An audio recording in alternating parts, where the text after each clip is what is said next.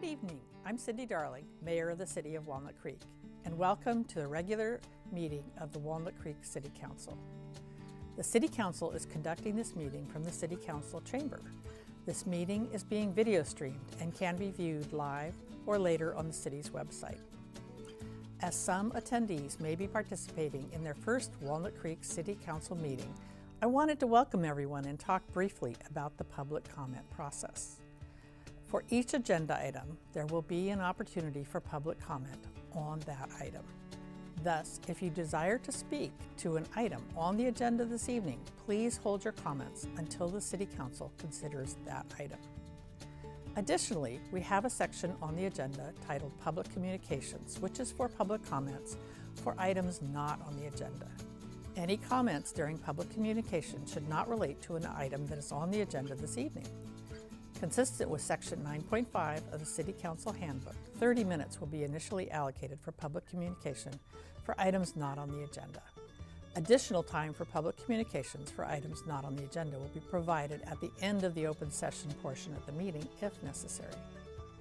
If you desire to provide a public comment, please complete a speaker identification card and line up behind the lectern at the appropriate time. Wait your turn, and then when you approach the lectern, please state your name, city of residence for the record. You will have 2 minutes to address the City Council. Please keep in mind that this is a city business meeting. The City Council has adopted rules of decorum to ensure that meetings are conducted efficiently and effectively, and that all members of the public have a full, fair, and equal opportunity to be heard.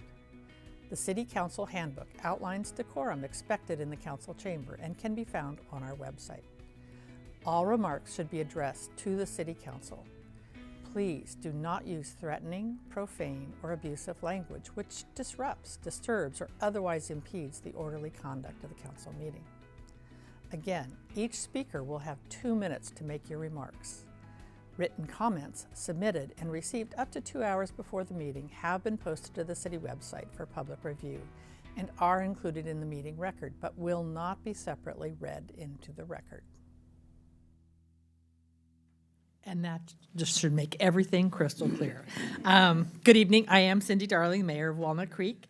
Welcome to the Tuesday, October 7th, 2025, concurrent meeting of the Walnut Creek City Council and the Walnut Creek Parking Authority. So please join me in the Pledge of Allegiance. I pledge allegiance to the flag of the United States of America and to the republic for which it stands, one nation, under God, indivisible, with liberty and justice for all. All right, City Clerk Susie Martinez, would you please call the roll? Councilmember Devaney? Here. Councilmember Francois? Here. Councilmember Silva? Here. Mayor Pro Tem Welk? Here. And Mayor Darling. Here. All right, we're going to start off tonight with a proclamation on United Against Hate Week. And this is a really critical time here in our country. I think we have all seen people on all sides just behaving in ways that are unbecoming and vilifying one another. And I think it's really important. We here at the city model the idea that we may not all agree, but we treat each other with respect and we treat each other as human beings and we see the humanity in those who come before us, even if they don't like what we're doing or even if they have an opinion that is difficult. So that's why I really wanted to make sure that we, and I have to thank my Mayor Pro Tem, Kevin Wilk. He arranged some great people here to accept the United Against Hate Week proclamation. So I would like to invite Rebecca Goodman from the Jewish Community Relations Council and the Reverend Leslie Takahashi from Mount Diablo Unitarian Universalist Church up here. And why don't you guys step forward and introduce yourselves and tell us a little about your organization and what you guys are doing to help in this difficult time. Thank you so much. Good evening, Mayor, council members. My name is Rebecca Goodman, and I serve as Director of Jewish Community Engagement for the Jewish Community Relations Council of the Bay Area. JCRC is the largest collective voice of Bay Area Jews, representing over 70 congregations and organizations and throughout the region. I am honored to join you today to accept the proclamation for United Against Hate Speech with others. During COVID, the congregation where I was working before JCRC, we hung a banner unequivocally stating that Black Lives Matter and Stop Asian Hate. Over the past 2 years, the Jewish community has seen a drastic rise in hate speech against Jews. The banner, unfortunately, is still hung in the window at that congregation because, like you said, we are still in this together. JCRC advocates for Jews to be able to live their own authentic Jewish selves, and we believe that by working together with other communities, the full vibrancy and diversity of Jewish identity will be embraced and celebrated.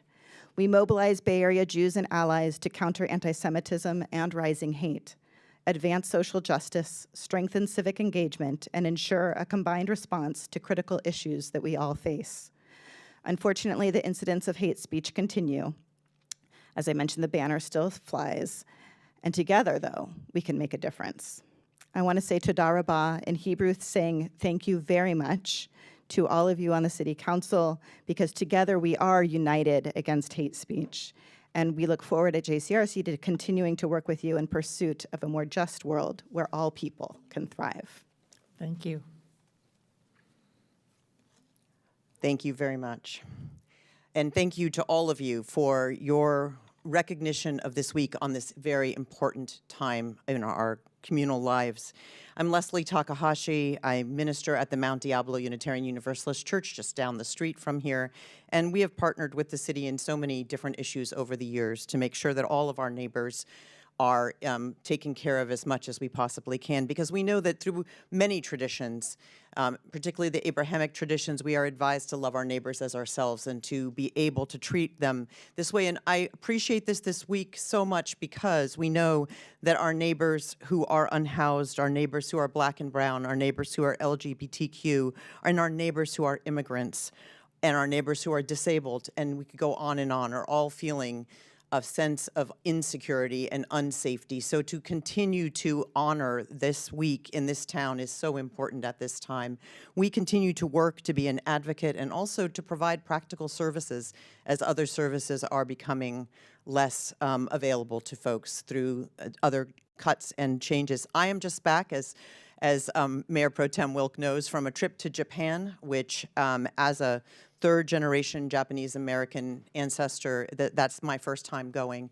And I come here today with a special sense of importance, being the daughter of a man who was incarcerated as part of the Japanese-American internment, to remind us that it is so important that we speak out, that we are not silent. And so I honor and thank you for your service. Thank you, guys. I know we as the whole council, and I invite fellow council members if you wanted to weigh in, and then we'll come up here and do the proclamation and the picture and say thank you for coming and sharing with us. Thank you both for being here, and thank all of you just for being part of our community and local grassroots discussion and being part of a city council meeting, because it shows that when we collaborate and talk with each other, we understand each other more. And hate exists where we don't understand each other. In fact, it was just a few years ago, I guess it was just prior to COVID, we actually had, I don't know how many hundreds of people that were out at Civic Park for End Hate, a people banner out there. In fact, we have that upstairs in our City Hall chambers, that or upstairs, where it shows that there we all were, and I was there as well. And at this time, as we heard with this unfortunate back and forth, and I'm not even talking political, but as Abraham Lincoln had said, a house divided itself cannot stand. And as I look at the room in the chamber here, for those that are at home, it is all ethnicities, all shades of all of us. We are the diversity. And when we're together like this, hate can't exist. And as we all know, hate lives in a vacuum. And so by being able to have conversations and stand up against it and be united, as all my fellow council members are, it makes me very proud. And I'm just so thankful that I live in Walnut Creek, that we're all part of this community. And I'm proud that we're issuing the proclamation. There you go. Any other? Well, I'd just like to thank the mayor and the mayor pro tem for bringing this proclamation tonight, and thank both of you for being here. I think the mayor said it best, that we model the behavior, and we are each in our own way performing a city ministry, if you will, and that when we're out there in the world and interacting with people, the interactions that we have with each of you today, tonight, tomorrow, next week, those can all filter out and be a positive influence on our community. And I think it's probably more important now than ever that we recognize that we are united against hate, and that we see the common humanity in one another, and that we work for a more perfect and just world, starting right here at home. So thank you for being here to recognize this proclamation. Thank you. And now for the picture.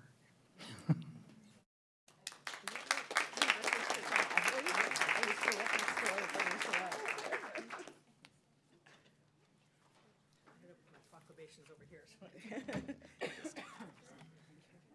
Here is one for you and one for you. Thank you guys so much, and thank you for coming. Absolutely. You want to Yeah, we'll come over here and you can bring your proclamation.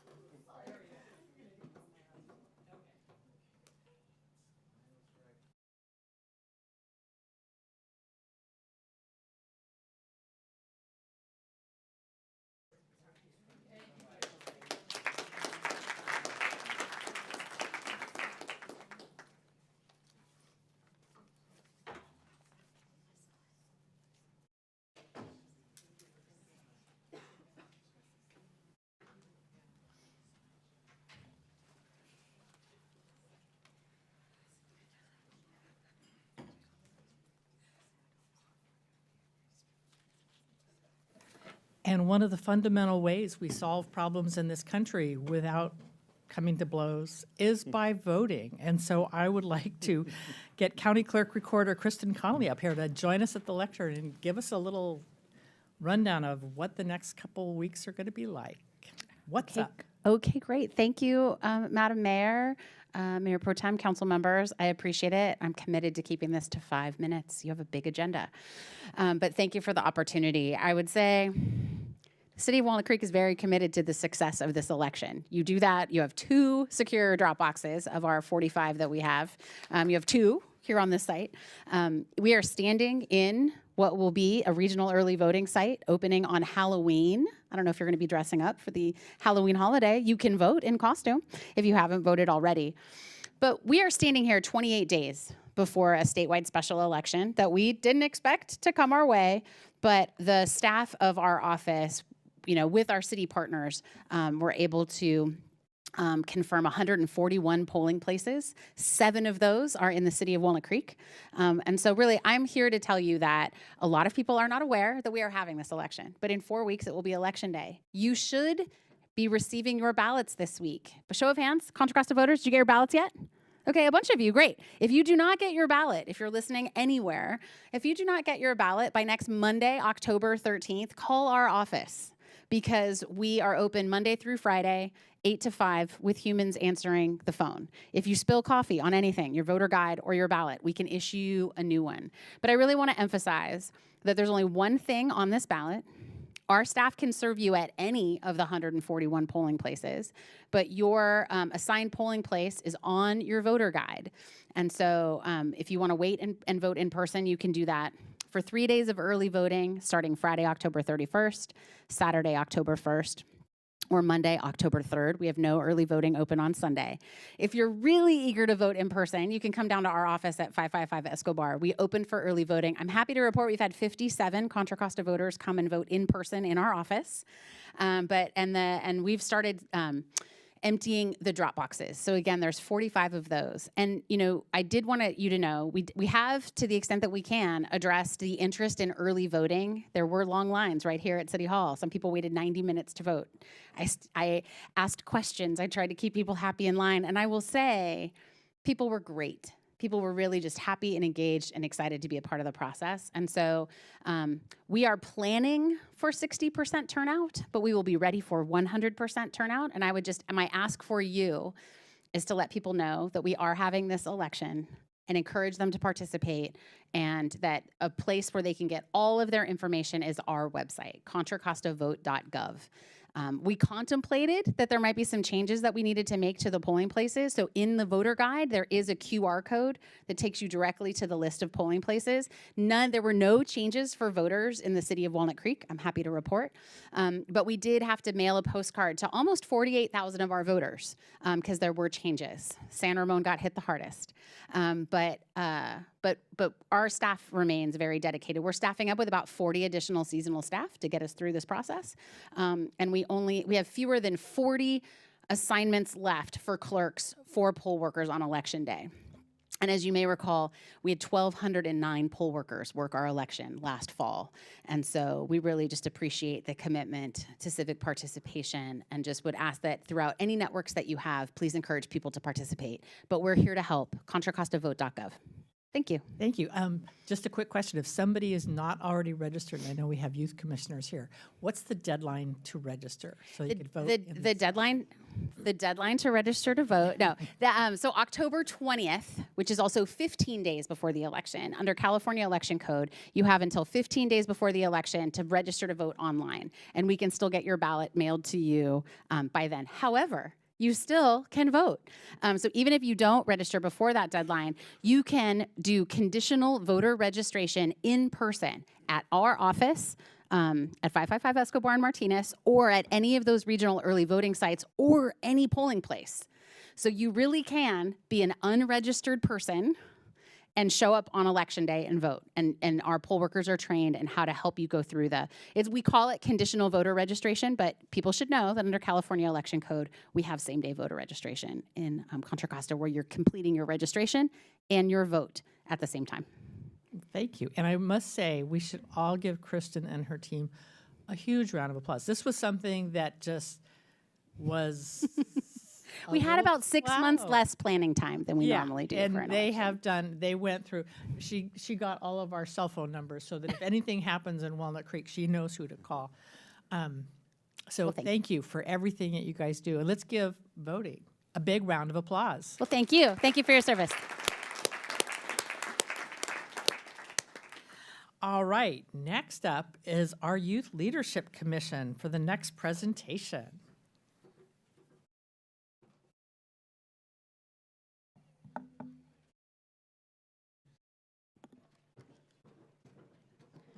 Good evening, Mayor and Council members. It is my pleasure to introduce to you the 2025 to 2026 Youth Leadership Commission. This year, we have 6 returning commissioners and 9 new ones. Although some of them are absent, they will be presented by present youth commissioners, and we're going to kick them off with mine. Hello, my name is Keaton Petracco. I am a senior at Los Lomas High School, and this is my 3rd year on the Youth Commission. I am excited to attend more of our events like Teen Arts Night, and excited for new projects that we're working on like e-bike safety.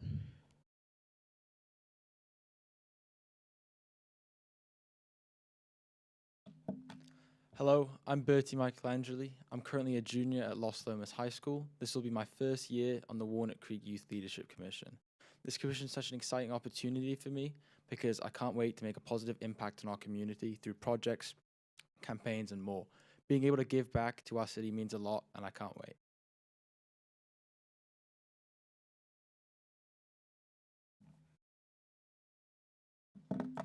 Good evening, Madam Mayor and fellow City Council members. My name is Piyush Vyas. I'm currently a senior at Los Lomas High School.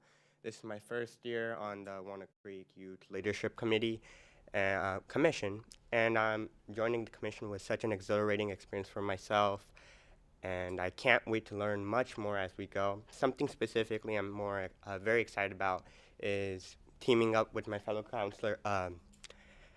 commissioners and going through and passing innovative projects and learning more about the city as we go. And I truly can't wait, and I'm super excited to help the city thrive together. Thank you.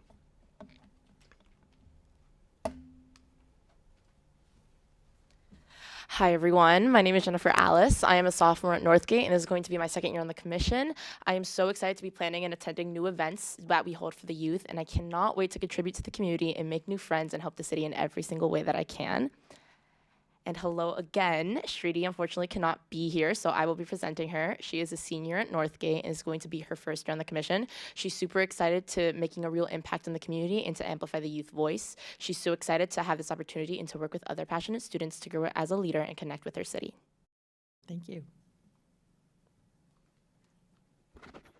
Good evening, Council. My name is Julia Chow, and this is my third year serving on the Youth Commission. I'm a current junior at Northgate, and over the past 2 years, I've gotten to learn so much about youth engagement and youth involvement, and I'm so excited to continue building on it for this upcoming term. It's so awesome to see how the commission has grown and developed with each project, and I really hope you do look forward to the new ones we're starting and also the ones we'll be carrying on.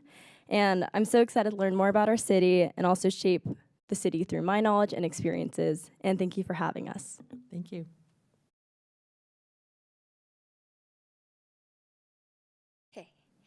I hope you're having a great evening, council members and mayor. My name is Emily Kim, and I'm a senior in Las Lomas High School.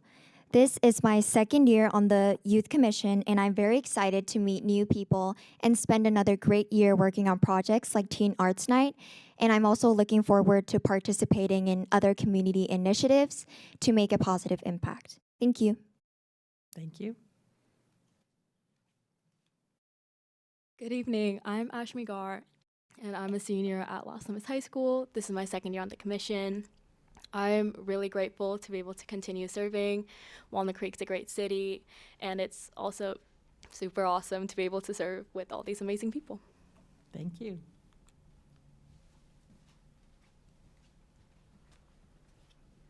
Good evening, council members. My name is Anna Sofia Ivanova. I'm a junior at Las Lomas High School, and this is going to be my third year serving on the Walnut Creek Youth Leadership Commission. Over the past 2 years, I've had the opportunity to collaborate with other passionate and driven teens. I've had the chance to engage with my community through events like Teen Arts Night, and I've had an opportunity to learn more about how this city runs and each of you guys. This year, I'm looking forward to serving my second consecutive term and to seeing how we can make the biggest change possible in our community to empower and uplift youth voices. Thank you. Thank you.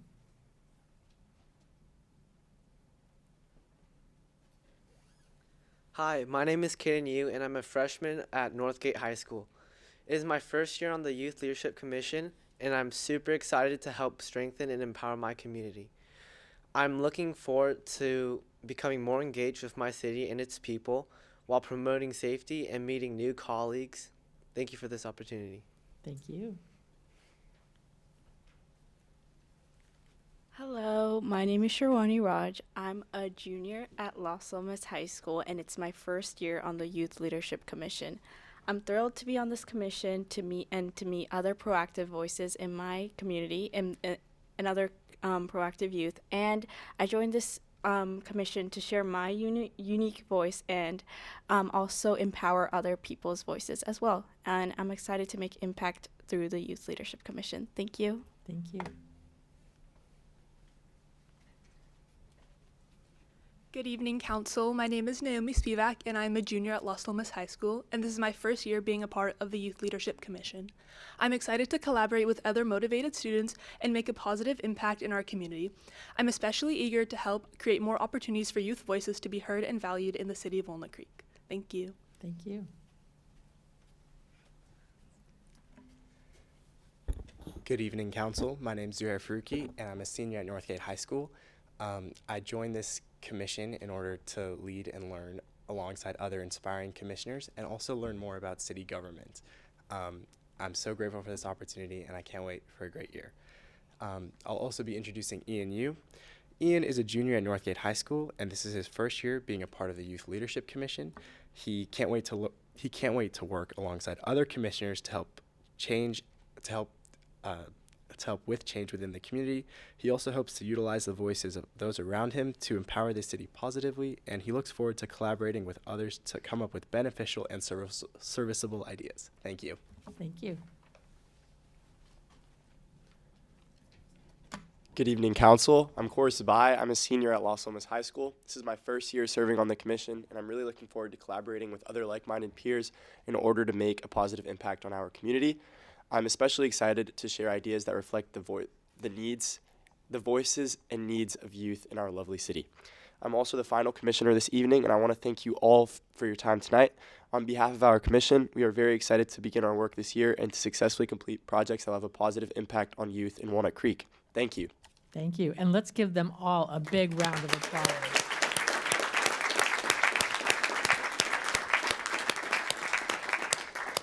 Every year, we all take turns and we get to come to the Youth Commission, and it is always one of my favorite things to do as a city council person, because the enthusiasm and the idealism and the vibes are just great. I really appreciate it. Any other? Oh, we're going to do the photo now. We're going to have to squish this is a squishy photo, so.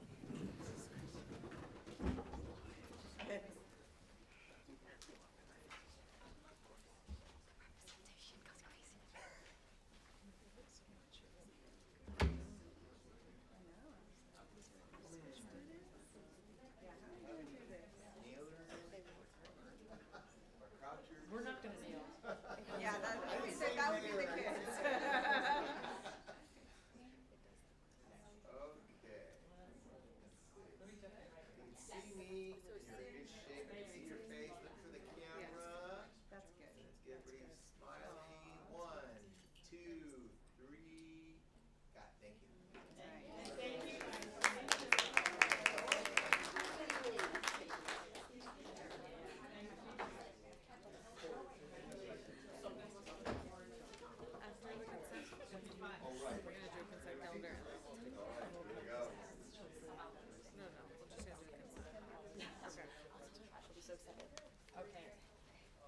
Thank you, guys. Thank you. Thank you.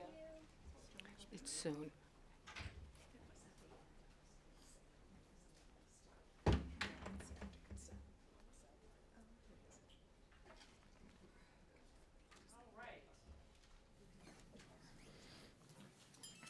Next on the agenda is the consent calendar. Does any council member wish to pull an item for discussion? Yes. Okay, which one do you want to pull? All of them, but I'll pick. You only get to. I would like item E, which is the. She likes to get me on that one. Which one? E. Item E, which is about the Treat Boulevard Corridor Improvements Project. Okay. Anybody else? Same. Everybody wants to talk about treat. Okay. Going once, going twice. A motion on the remaining items. Move to approve. Mayor, you have Oh. public comments. Public comment. Does anybody member of the public wish to talk about anything other than Treat Boulevard? Okay, seeing no one, back to where. Yeah, Whoop. all right. Also, is there? Wait, Hang hold on, hang on. This is not public. This is not the general public comment. This is just comment on the consent calendar, sorry. Okay, now back to where we were. Okay. You're gonna. I'll move to approve consent calendar items 2A through D and 2F through K. Second. All right, roll call, please. Mayor Pro Tem Welk. Aye. Councilmember Francois. Aye. Councilmember Davini. Aye. Councilmember Silva. Aye. Mayor Darling. Aye. Motion carries. All right, now we're gonna go to 2E, the Treat Boulevard. Do you want to have staff come up, or do you have some questions? It will probably take a little bit of time. Thank you very much. So this is a big project to improve some, what is it, maybe half a mile at best, segment from North Main to Jones Road of Treat Boulevard. Engineering drawings are lovely, but I don't get quite the picture of what's really about to happen. So is there a way for you to even possibly visually show us what the current conditions are and what's going to change and why, so we understand the benefits of the 1.3, almost $1.4 million that we're going to contribute as our share of the project with the county? Yeah, so I do have a couple slides prepared. I'll do my best to walk through it. So starting on the city side, so yes, so from Main Street to essentially the bridge deck is what the city. So for the audience at home, because I did watch the Transportation Commission hearing on this, it was really hard to follow if you're not pointing to the point where the locations are on the slide. Thank you. Actually, it's hard in the room too.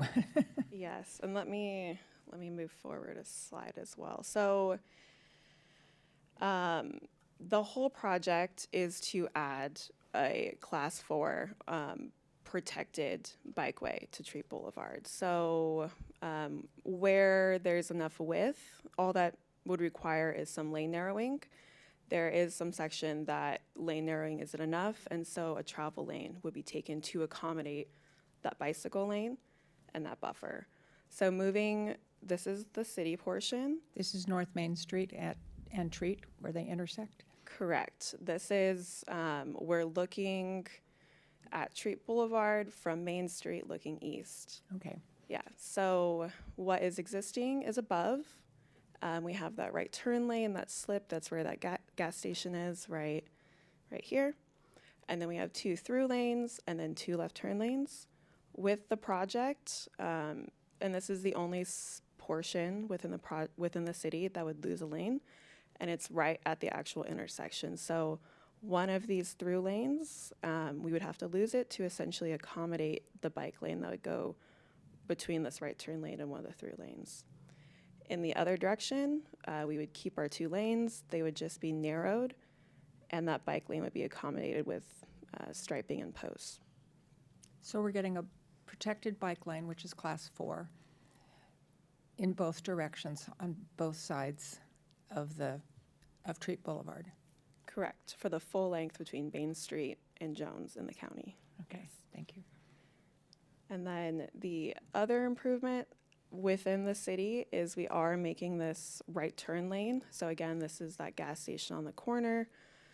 This right turn is currently a free movement, so any pedestrian that would be crossing the street here, they're hoping that a vehicle yields to them.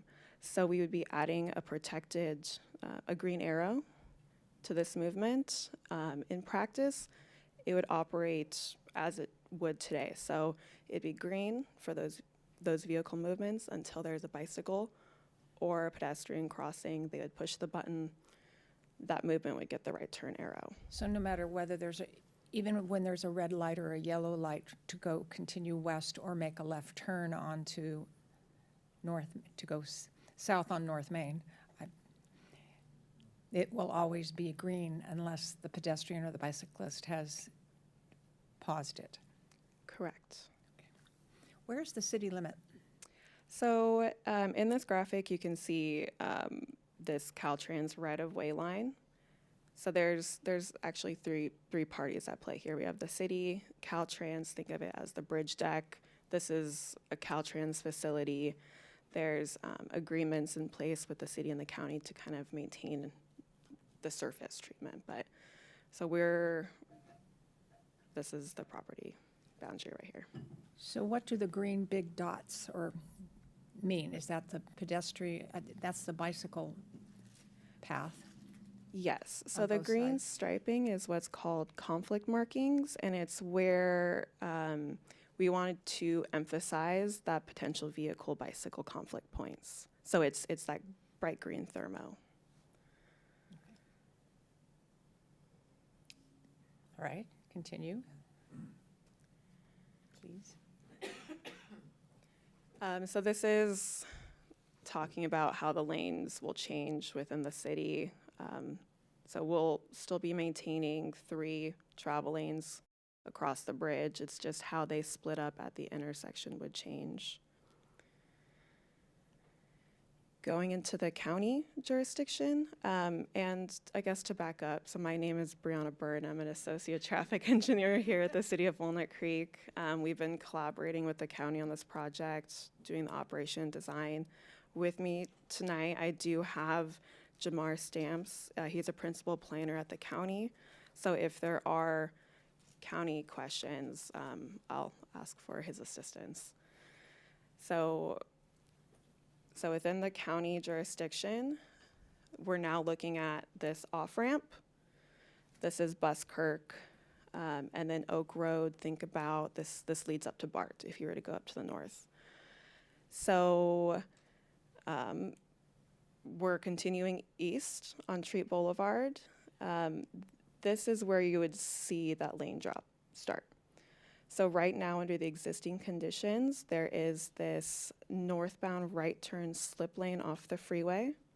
That would be... By slip lane, you mean free right turn? I mean free right turn, correct. That free right turn would be closed. And then that travel lane that hugs the curb and goes underneath that pillar, that would be converted into a bike lane and a buffered space.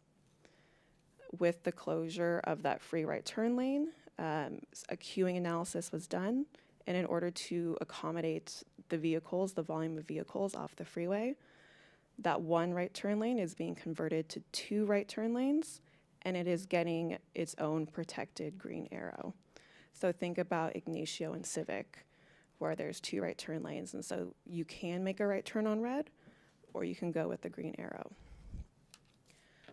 So continuing east through the intersection, or to visualize that. So again, this is that free right turn off the freeway.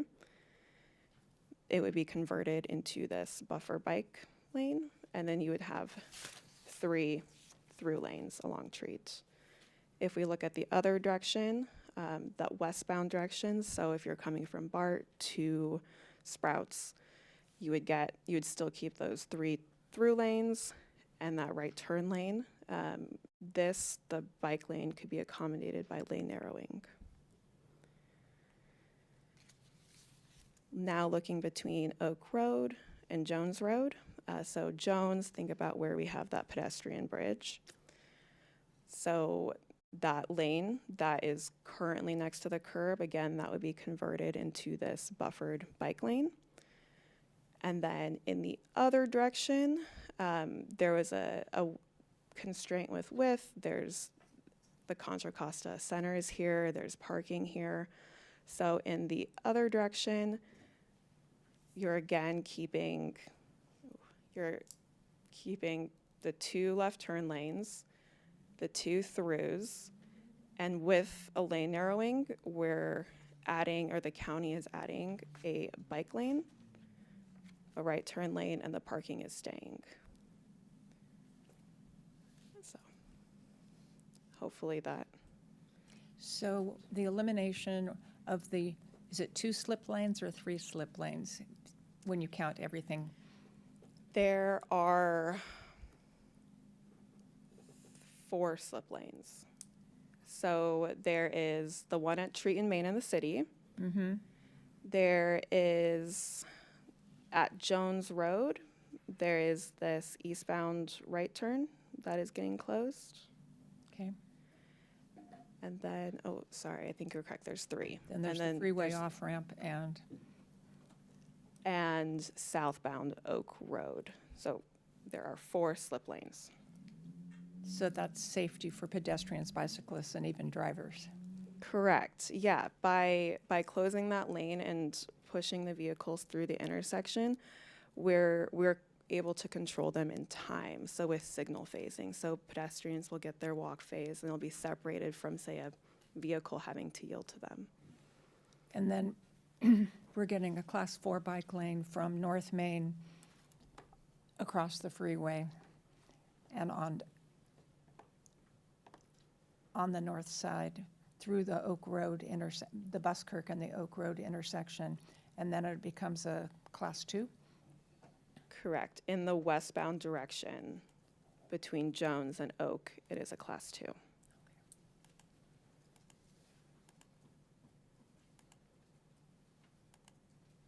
I have a question about the source of funds, but maybe others have questions about the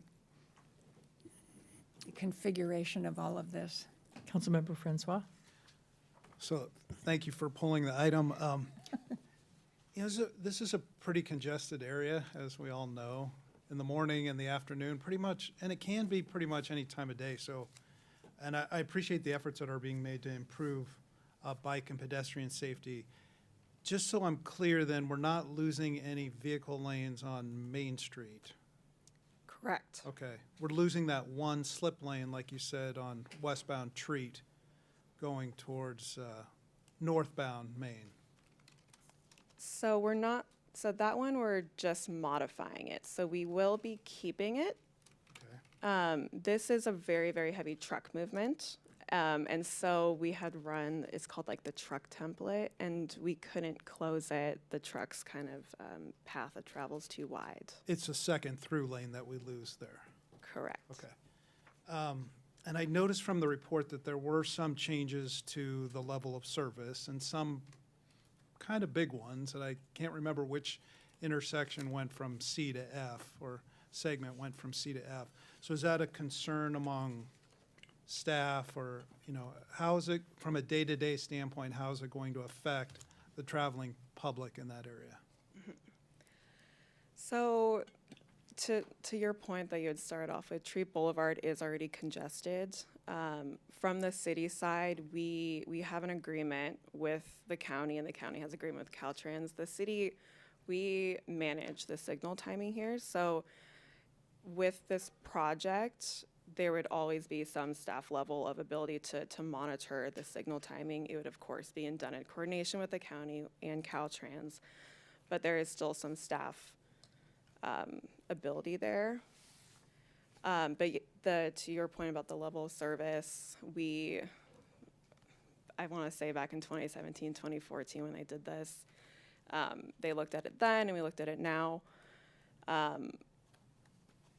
There has been changes in the methodology over that time, which if we get into the weeds, that can attribute to that jump, but it would be something that we'd be monitoring, and the improvements ultimately would be for the safety of the corridor. Okay. And can you just talk a little bit too, maybe generally, about the outreach that was done or is continuing probably to be done on this project? Yeah, so I can speak to the city side. I'm going to ask Jamar to come up. But so on the city side, we've been working, I've been with the city for about 4 years, and during that time, I know the county spoke with the County Pedestrian and Bicycle Advisory Committee, which is essentially their transportation commission. They brought that project to them.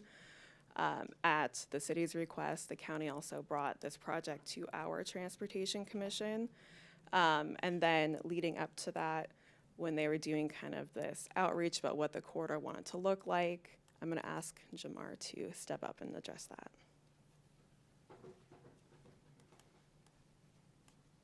Thank you, Brianna. Good evening, Madam Mayor, Mayor Pro Tem, and council members. Again, my name is Jamar Stamps.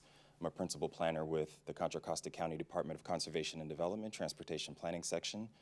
To touch on the outreach a little bit, as mentioned, we did initiate this feasibility study in 2017, and we organized a technical advisory committee that consisted of the available staff members at the time at the City of Walnut Creek, staff from the City of Concord, staff from the City of Pleasant Hill, obviously staff from the county, the transit agencies, including BART, County Connection, to go over some of the concepts that we were developing for what eventually became what you see before you today. We also extended that outreach to the public. We had meetings with the Contra Costa Center the Contra Costa Center Municipal Advisory Council, which since then has been dissolved. We had several meetings there. We had meetings with the Contra Costa Center Business Association. They have annual meetings to discuss various issues, and this project was on their agenda for several years in a row. We also met personally with some of the bicycle advisory groups in the area, including Bike East Bay, Bike Walnut Creek, Bike Concord, and I also remember coming here to a Transportation Commission meeting many, many moons ago when we were working on the feasibility study. Thank you for that. I appreciate it. I didn't have any further questions. Thank you. Other questions? Councilmember DeFinney? Yes. I was curious, especially on the getting off the freeway there on Treat. There was some analysis on how it might impact like folks exiting the freeway, especially during peak times. What was that? Was like a minute perhaps it would add to exit, or what was the? Let's see. Yeah, it was right around during the AM. Yeah, during the AM, it would jump from C to F, so around a 60-second increase. I mean, one of the concerns having taken that exit many times at that hour is that it already, and I believe that it was looked at, but it already seems to sort of back all the way up to the freeway. And a minute at that time might really be significant. What's the lens on that? So, and this gets into kind of my previous comment about how the methodology has changed over time, so that when that no build 2040 analysis, that was in 2017. So there's been an update with how LOS is calculated, but the kind of the big jump goes into signalizing that free movement. So LOS, it takes like an average delay of all vehicles that pass through the signal, and currently, if the vehicles have a free, uncontrolled movement, they're not controlled by the signal, so they all count as 0. So that existing or no build condition may actually be higher than that C. So the difference is actually likely much smaller. Mm-hmm. Mm-hmm. Brianna, maybe if I may, if you could just address, if I recall correctly, is it Caltrans that's involved in some of the analysis to understand whether or not there's a risk of vehicles backing up onto the freeway, and what was the outcome of that analysis? I think that might address some of Councilmember DeVinny's question. Yeah, thank you. So as part of this process, the county, they've applied for grant funds through, and that would be funneled through Caltrans. We're working on their facilities, and so they have direct oversight of essentially what we're doing here. So they had to review the operational analysis, and again, this went into that iterative design process of adding those double right turn lanes. They reviewed it, they provide comments, we address those, and yeah, they've been. Mm-hmm. Okay. And then as the bike lanes, they're class 4. Was there thought of, I believe class 3 is actually better than class 4, right? Is class 3 the one where like you have a physical barrier or you're removed from the street? So class 4 is that physical barrier. So this is that the most protected. What's option. the Iron Horse? The Iron Horse is class 1, and so that's like an off-street That's path, what I meant. trail. Okay. Yeah. Well, I guess I was just trying to address the pylons, because we have them out right now in the shadelands, right? And so what's been, that was supposed to be sort of a temporary, like let's look and see how these pylons are working or how we like them. How have they been going in shadelands, and are we wanting to add more pylons, or is, like a lot of, to me, they're not as pleasing to the eye as, say, like a raised curb or some other, like perhaps more attractive design. Was there talk of doing the bike trail or the bike lanes, not with the pylons? So the bike trail, it's really dictated by whether or not there's space. Mm-hmm. So there is actually a very short portion between Buskirk and Oak Road. It's like a newer build over there, so it's already pretty wide sidewalk. And so from that portion, they are adding kind of a nice wide facility there, which could not be accommodated within the city portion, just given the width. In terms of the material, really it comes down to cost. And to the examples of shade lines, Lennon Lane was the first in the city. Wiggett, we've done some tweaks and modification to the material as we learn about the material, where once we, get funds someday, it can be something concrete or something more visually appealing, but it's really cost. So this is striping with those posts. And I assume that the county to do the work is predicated on us doing the work as well. Not necessarily. It is a county-led project, so it would be at their discretion to either proceed with their portion and or not. Thanks. Mayor Pro Tem? Thank you, Brianna. Thank you to all the transportation staff. I know there's been a lot of questions I've asked over the last week or so. How many cars estimated go through, and I apologize, I should have sent this out maybe a day ahead of time, but do we know how many cars actually use that street corridor on a day-to-day basis? Not off the top of my head. We might be doing some research. Okay, well, get back if Smadar is able to find that.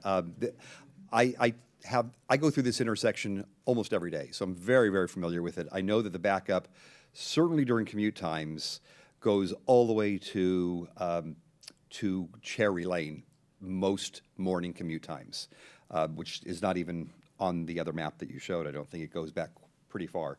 And coming in the afternoon commute times, that traffic is backed up definitely to the freeway off-ramp.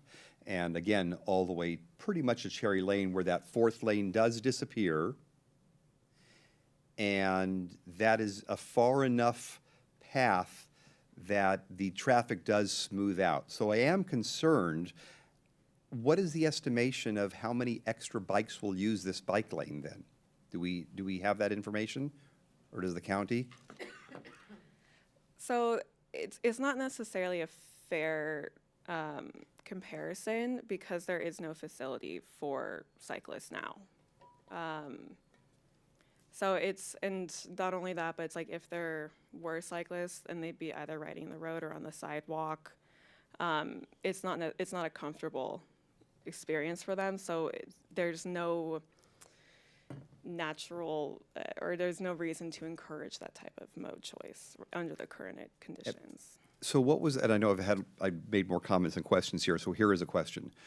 With the canal trail and the bike path was about maybe a half a mile to the south, that parallels the entire way. What was the thought process in changing the treat corridor to have bikes when we already have a bike path very close? So speaking to addressing gaps in a network, so on, I guess, just to the west of Main Street is Geary, and Geary does have bike lanes. So if a cyclist were on Geary heading towards BART, there is that gap in the network of, if this whole project's a half a mile, this is maybe a quarter or less. And in order for a bicyclist who reaches this intersection to go around, it's actually a 2-mile detour to make that half a mile gap. Okay. So And we're looking for, our approval of this essentially is the monies that would go towards the city portion of what's being done, which was the beginning of your presentation, or the slides. correct. Is that right? The funds that we've laid out would go to cover the city portion of this So, project. So our vote doesn't influence the county vote. I mean, this is the county project. Whether we're voting yes or no, this is the county project that is being pushed through. Yeah, yes. Right? Okay. Okay. I think those are my questions. I may have comments later, but those are my questions. Thank you. Any other questions? This is actually a question to the county, so if you can help me. When I'm driving west on Treat, say I got on Treat at Cherry, go through Jones Road, I'm in front of the Starbucks, and I get to Oak Road, and all of a sudden there are these lanes doing this. There's like a big swoop in the road, real technical term. But if you're trying to make sure you're in the right lane to turn right on North Main to get on the freeway, it's very confusing. Is this getting fixed? Um, You'd have to try to see if we could see it in the photos. Yeah. Oh, go ahead. Sorry, which intersection? Jones. At Jones? And when it crosses Oak. Okay, so it's where Oak Road and the BART tracks are crossing. All of a sudden, You think you're aiming correctly. Oh, I know what it is. You think you're aiming correctly to get across the bridge and get onto the freeway going west, and in reality, you're in the wrong lane because you're going onto Buskirk and going north. Right. Yeah, sorry for the confusion. I know exactly what you're talking about. Yeah, Yes. I had to figure out where I was. No problem. Yeah, It's no problem. Yes, it is in theory getting fixed because we're removing the free right turn from southbound Oak to westbound Treat. Okay. So it eliminates that weaving behavior. That is a nightmare. From the hundreds of times I've done that, every time I have to figure out where I am and to not end up in the wrong lane. It's very dangerous, so thank you. Can I ask questions about the funding? Yes. The funding has, the good chunk of it is coming from another project, the California and Ignacio Valley Road intersection improvements. How dramatic is it to move that funding to this project? Is there a lost opportunity, or how do we get that California YVR intersection done in the future? So there actively is, it's a CCTA, Contra Costa Transit Authority project. It's a shared mobility hub project with the city, BART, and they've already acquired some funds for this project. We did the 10%, and we're moving into the outreach and the 35% design for that project. So are you basically saying that the funds will be found? Correct. Okay, thank you. And what are we sacrificing in the Measure J 28A fund? Okay, to help answer that project, I'm gonna ask Smidar Boardman, the city engineer.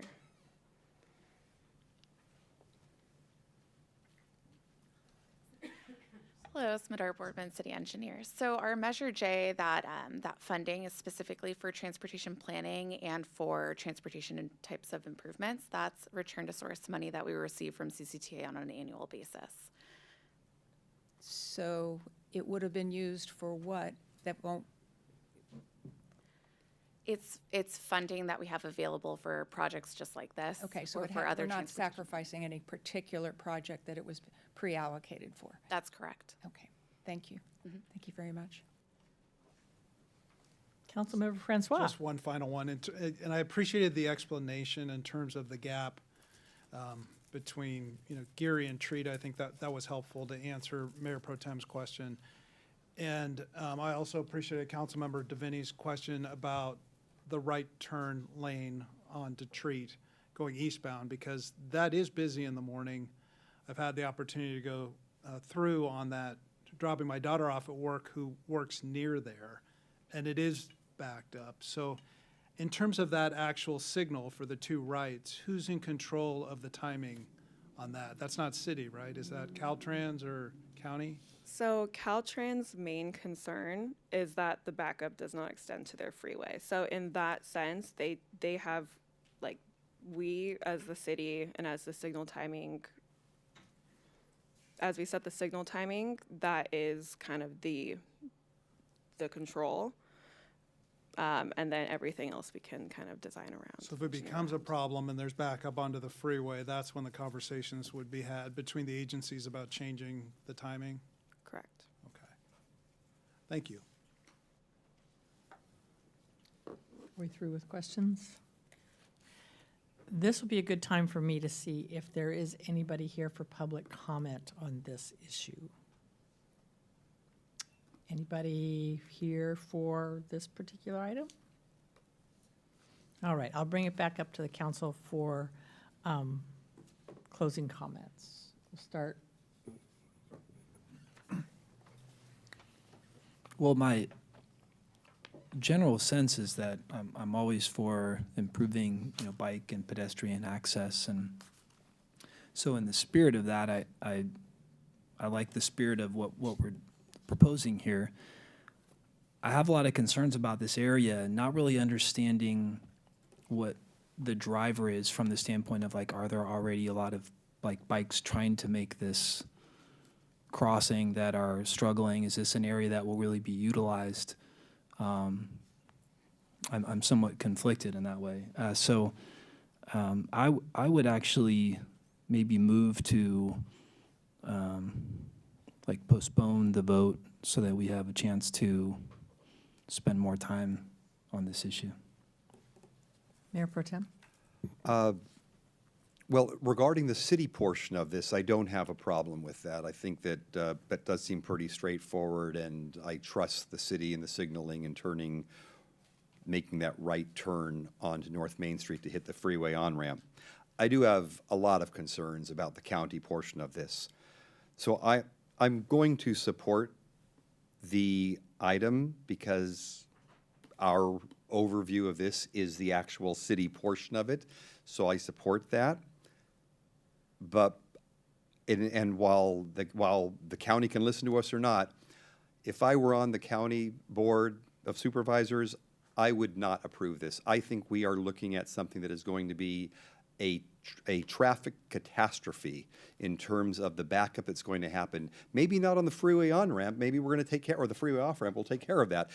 But the backup on the streets is going to be significant, especially that left turn from North Main Street as you get past the Wendy's and you make that left turn onto Treat. That is always backed up. It takes 2 or 3 signals for me sometimes to even get through there, and then you're stuck in the middle of that intersection.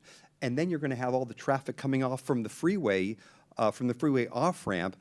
I just don't know how that's going to be resolved easily.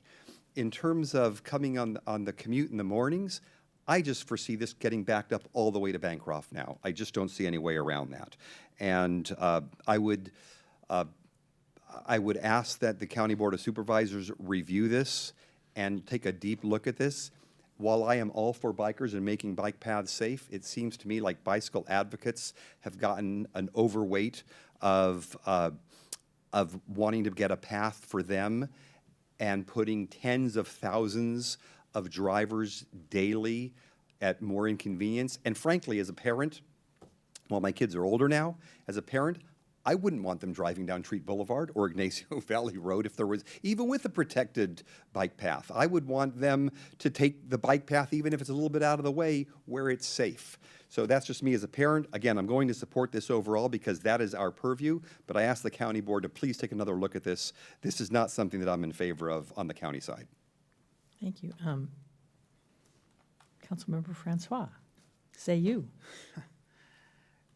It's a very challenging area, as we all know and we've all experienced. So it seems like it's fraught with danger to make any changes, especially to take out travel lanes. I do appreciate the Mayor Pro Tem's comment that the area that we have jurisdiction over, I'm relatively comfortable with. I think it's on the other side of the freeway that I'm less comfortable. But I think staff made a good point when it said we're trying to connect these two very transit-rich areas in terms of bringing people. We have parking standards for within 1/2 mile of BART, and the whole idea is that people will be taking transit and ideally getting there through alternative modes of transportation. So if we don't build the network to allow people to do that, they're not able to do that. And I think this is a critical, it is a missing link between kind of the Larkey area and BART.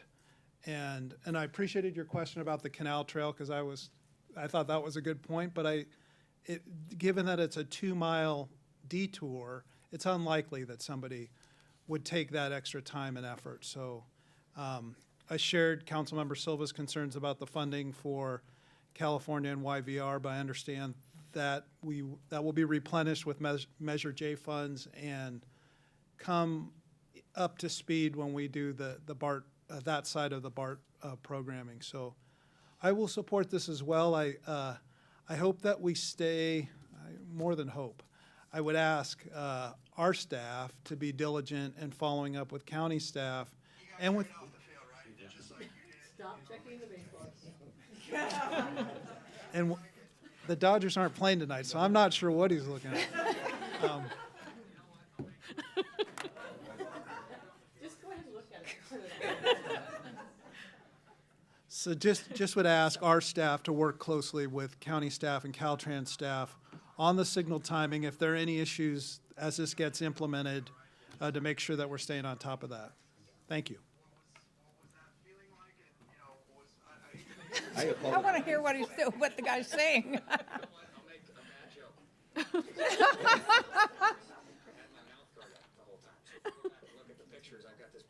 Unplug it. Let's throw it out the window. Get up and leave the room.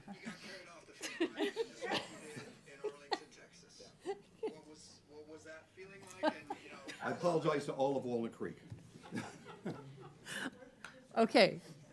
Meanwhile, back at the ranch. So I'm going Yeah, to thank really. the staff, both from the city and the county, for their work on this. It is hard to do interjurisdictional projects like this.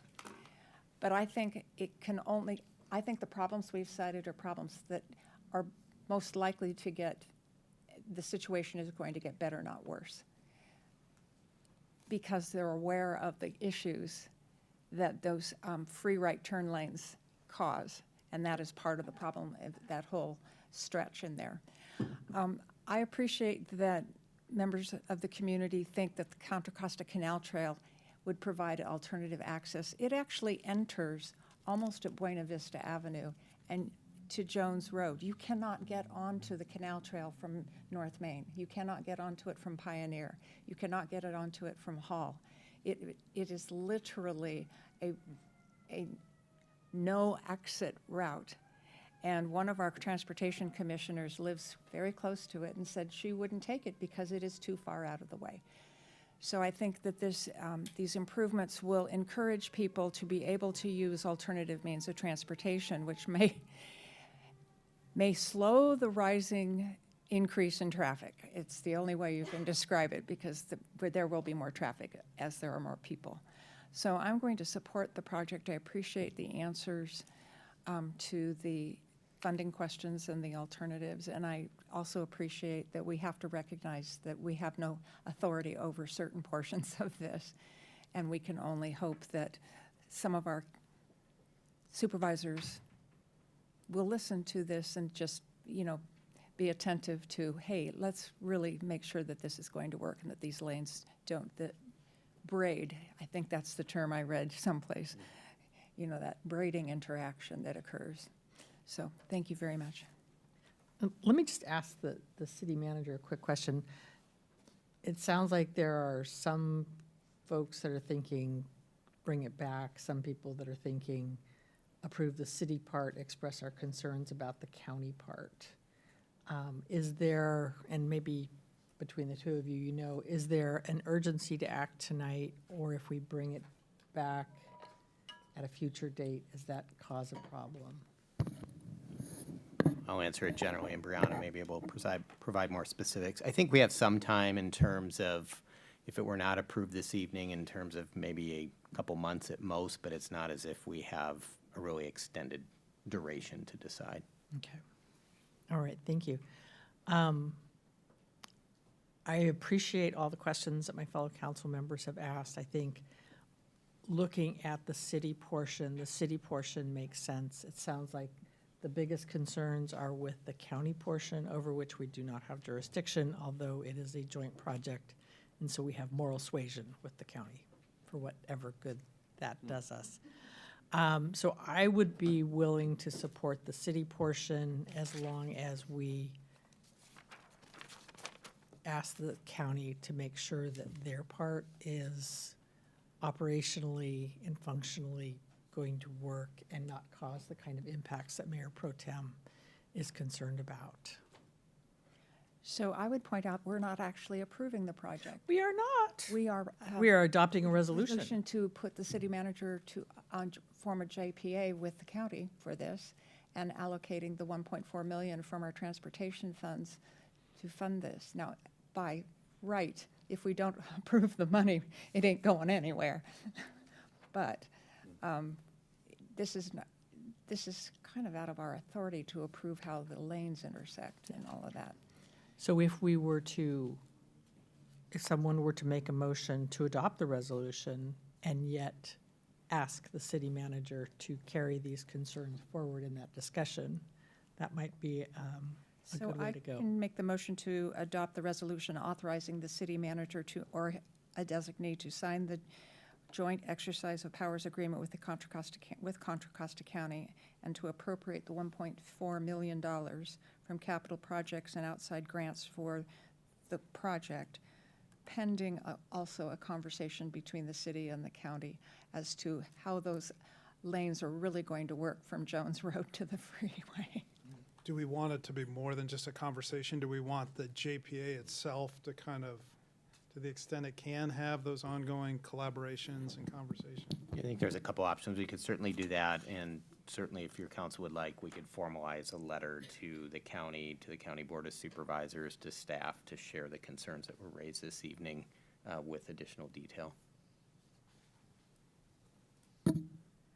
Is that what you meant? That's what I meant, and I really have the sense that there was probably more detail back in Martinez in their offices where they've analyzed the county portion of this, and we have concerns because it interconnects, but nod that it's right. You have more detail back at the office. There you go. Okay, yes. Okay. And I'll second that. All right. I will ask for the roll call. Councilmember Silva. Aye. Councilmember Francois. Aye. Councilmember DeVinny. So I'm conflicted still, and I felt like this was a lot for a consent item calendar. Would have liked to have had a maybe more in-depth, presentation and discussion. So based on that and my sense of conflict, I'm going to abstain. I will support it. So I, along with the concerns that I expressed earlier. And I will vote aye and lay it on the capable hands of the city manager, because that is what we do. Thank you all. And thank you for the county for coming tonight. And thank you to all the members of the public who have expressed opinions on this. And we hope we're going in the right way. And next on the agenda is public communications. This portion of the meeting is reserved for comments on items not on the agenda. Under the Brown Act, the council cannot act on items raised during public communications, but may respond briefly to statements made or questions posed. We can request clarification or refer the item to staff. Consistent with Section 9.5 of the City Council Handbook, we get 30 minutes at this time for public communication, and then the remainder will be after the rest of the council meeting. So it is 7:13 and we'll go till 7:43. So if people are interested in addressing us for public communications, step on up. Everybody gets 2 minutes.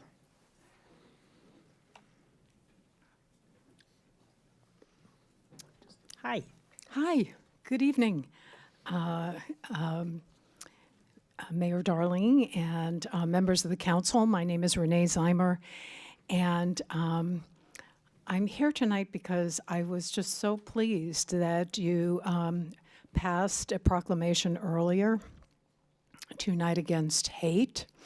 I am the former Youth and Family Services Coordinator for the city. I also served for many years on the board of Contra Costa Midrashah, which is a Hebrew high school program located here in Walnut Creek.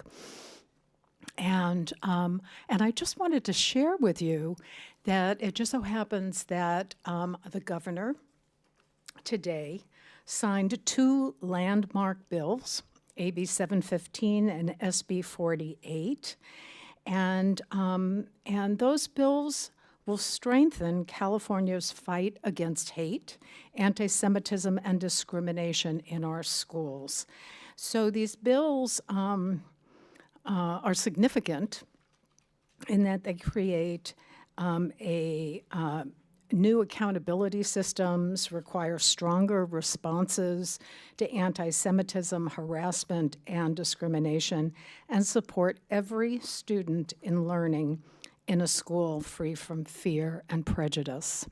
So your timing is wonderful, and I appreciate the action you took tonight. Thank you. Thank you.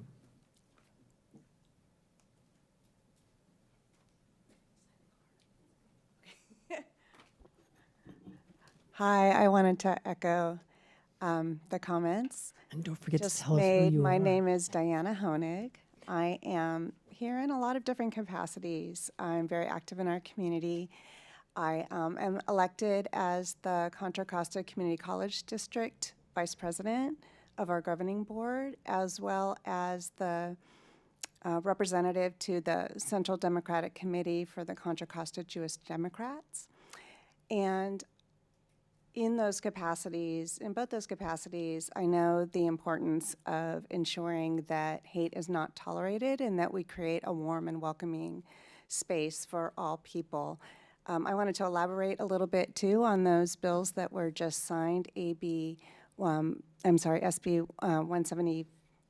715, as well as SB 48. I wanted to highlight the second bill will actually create an Office of Civil Rights that addresses, that creates coordinators who will advise our educators about how to avoid discrimination, and that Office of Civil Rights will include coordinators from a variety of communities, particularly communities targeted right now for hate. And that includes the LGBTQ plus community, the immigrant community, Latinos, BIPOC individuals, etc. So I just wanted to say that it's very broad-based protections against discrimination in our school systems, and I'm really excited that those bills have passed. And I just wanted to say thank you so much for presenting a proclamation against hate today. Thank you. Thank you.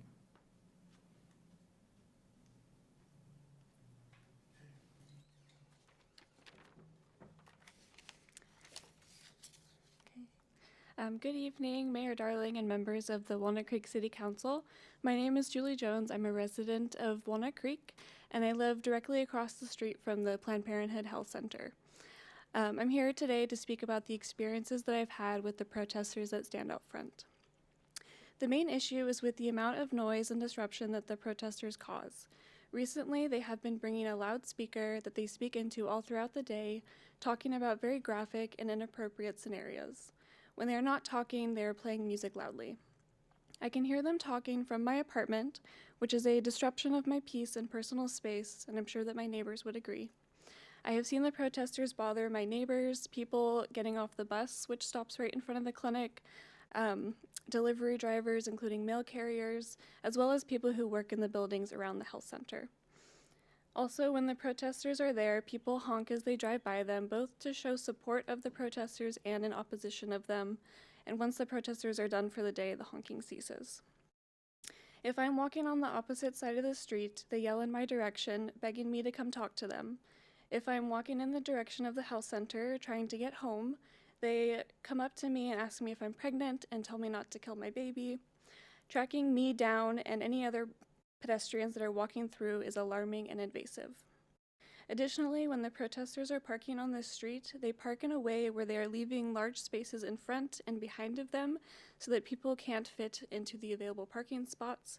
This makes it difficult for me and other residents to get street parking near my apartment. I fully support the right to free speech and peaceful protest. However, the way that the protesters go about speaking their opinions is not peaceful, and our community cannot excuse behavior that disrupts and harms others. At the end of the day, the people going into the clinic are going there to receive health care and do not deserve the harassment that they are being subject to. I hope that you will help us find a solution to address these problems. Thank you for your time. Thank you.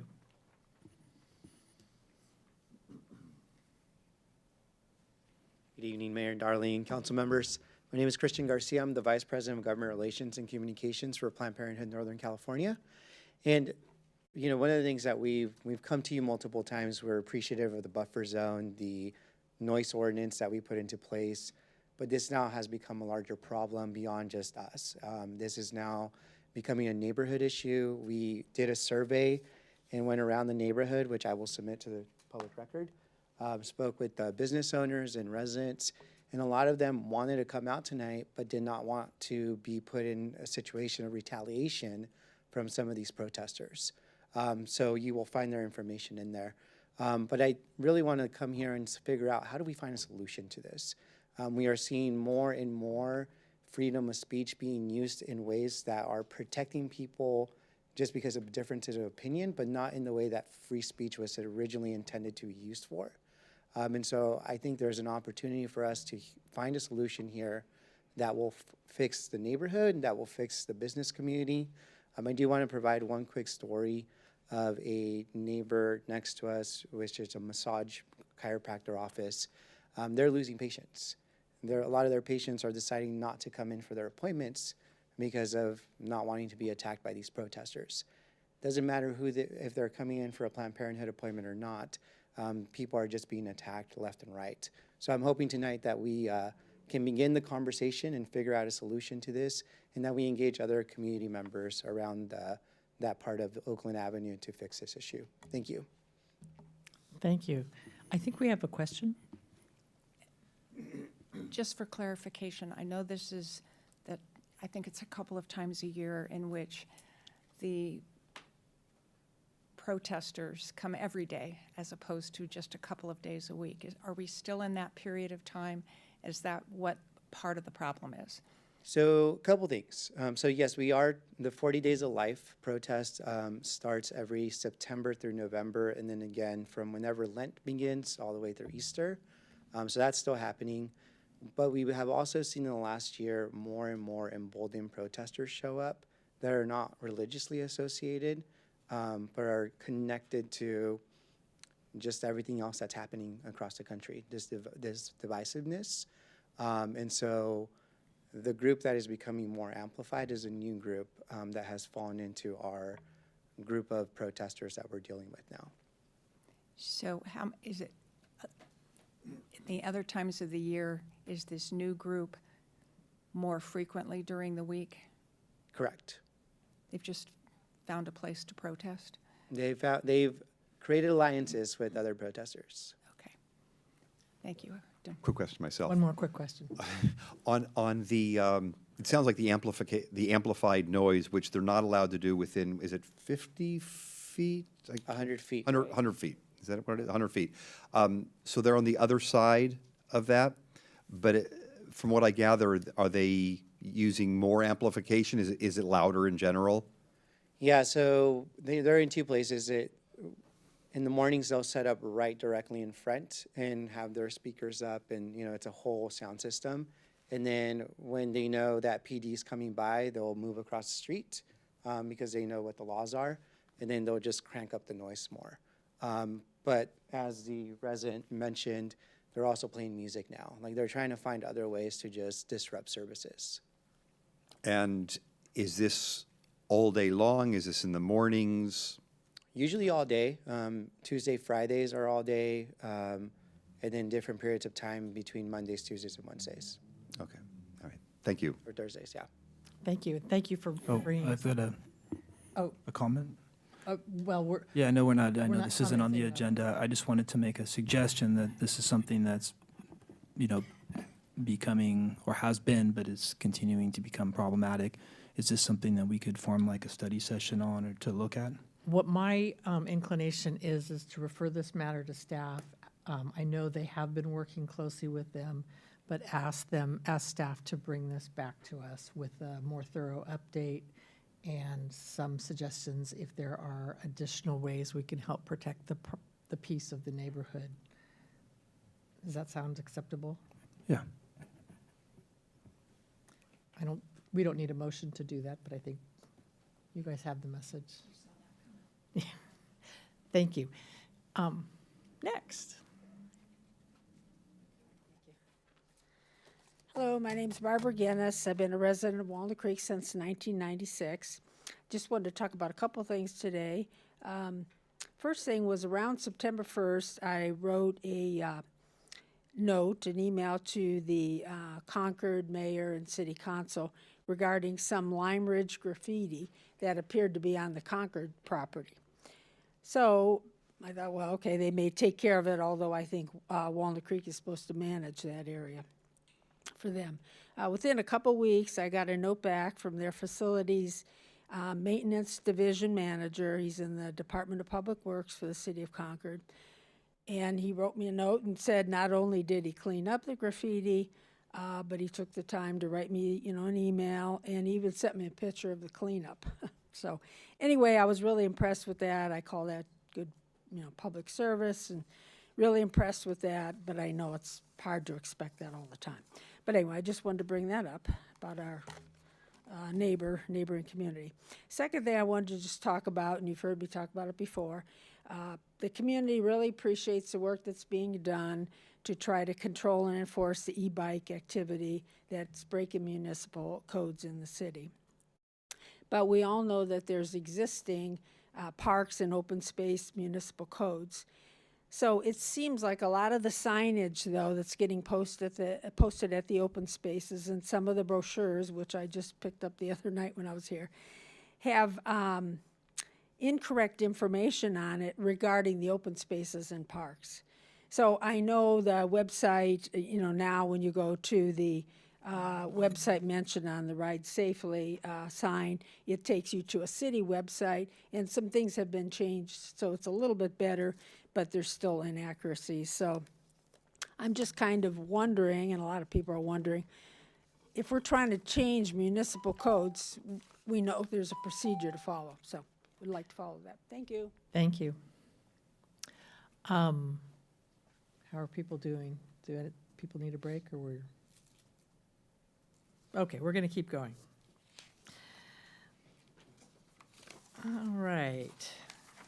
Which brings us to council member and staff announcements, reports, and activities. First off, city attorney, is there any closed session items to report out? Yeah, thank you, Madam Mayor. The council had two closed session items this evening regarding existing litigation, and for the first item on the agenda, closed session agenda, there was no reportable action. For the second item, which is related to case number ADJ 203-54870, a workers' compensation matter, the council by a 5-0 vote authorized a final resolution of that matter. That's all I have this evening. Thank you. City manager. I do not have an update this evening, Mayor. Thank you. All right. Our AB 1234 reports, Councilmember Francois. Kick it off. Thank you, Mayor. Let's see. I am an attendee at the Chamber's Economic, I guess I'm a member. Am I a member? Okay, I'm a member of the Chamber's Economic Development Working Group. We met just right after our last council meeting. And of note, Chamber staff and others involved are working very diligently and cooperatively with city staff on updates to the Economic Development Action Plan and providing feedback on amendments to the sign ordinance. They also announced that I think this is the second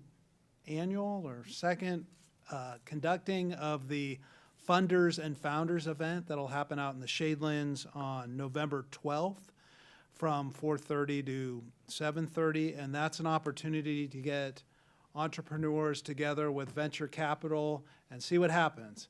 And so it's an exciting that's happening. In the one you held last year was extremely successful, and so they're excited that this is happening again in Shadelands at the Community Arts Center on November 12th. It's invite only, but I just told the whole world, so show up. No, especially if you're an entrepreneur or in the VC world. At our next meeting on October 15th, we're going to have a market study update, but I thought there were some encouraging numbers that were provided from California Plaza and Grower Square that their office occupancy rates are in the 90s. So they're close to downtown, close to BART, and doing well from an office occupancy standpoint. More to report after the next meeting when I think we'll get details on retail and other office. Along with Councilmember Silva, I serve on the Recycle Smart Board. We take care of your garbage, your recycling, and your organics composting. We received a report from our schools. There's a Waste Busters program in all the schools in our district, which includes Walnut Creek, Orinda, Lafayette, Moraga, Danville, and parts of the county that are situated within those cities. And I'm happy to report and brag that Walnut Creek schools have exceeded, we're at the top in terms of the diversion rates at 78%, and the target is 75. The one area where we have some progress to make is with the high school students. And so we need to get out the message that it's cool to be Captain Planet and get those programs in place. There's sustainability clubs, but it's also a question of getting the administration on board, we understand, and making sure that the facilities are there so that the clubs can work with the administration and it's easy for the kids kind of to do the right thing by the environment there. Let's see. We had just a preview of our annual rate adjustment, and Republic Services projects about a 5% increase in costs of services. So that'll be coming forward for a formal action in January, but that's just a little bit of a preview of what to expect there. And we got our annual compliance report on diversion rates for landfill and organics composting, and we're at 65%, so we're exceeding the 50% metric, but we really should be at 75%, and that's what we're shooting for. And then all these programs that went into place in 2014, 2016 timeframe with SB 1383, and that's, I mean, just simplified, it's put as little as you need to in the black can and put as much as possible into the blue can and the green can, and that includes food waste and food scraps into the green can, and obviously yard trimmings and all those. And so we're well on our way to compliance with those mandates. And let's see, we had an update on recyclable processing, which is done by Mount Diablo Resource and Recovery. And they reported that things are going well generally. They also do the reuse and recycle day that twice a year in our district, in our service area. And they were asked kind of what's the most interesting thing that has been left out for reuse or recycling, and they reported that it was a coffin that was left out on the curb, and they were without any human remains in it, and they were able to repurpose it for some Halloween decoration. They also report kind of challenges with the plastic bags that generally we want you to recycle those. If you put them into another bag and bunch them all together, it doesn't gum up their machine, and things go a lot more smoothly. And it's just plastic bags in general are a challenge to recycle, but we'll keep working on those. Sorry to take all the thunder on Recycle Smart. I serve as Walnut Creek Downtown Liaison, and I served up plenty of beers at their Oktoberfest on September 27th. That was held in Civic Park, and it was a very well-attended event. There looked like a lot of people having fun, and families too, and rides and things like that. So happy to see that. And then with all of you, got dressed up and went on Broadway to celebrate our great Lesher Center 35th anniversary, and had a very fun evening, and hopefully they had a successful evening as well. That is my report. Thank you. A question, all bags go in the recycle? So it has to have a symbol on it. Okay. Kind of 1 to 4 is recyclable. Can you tell my husband about this?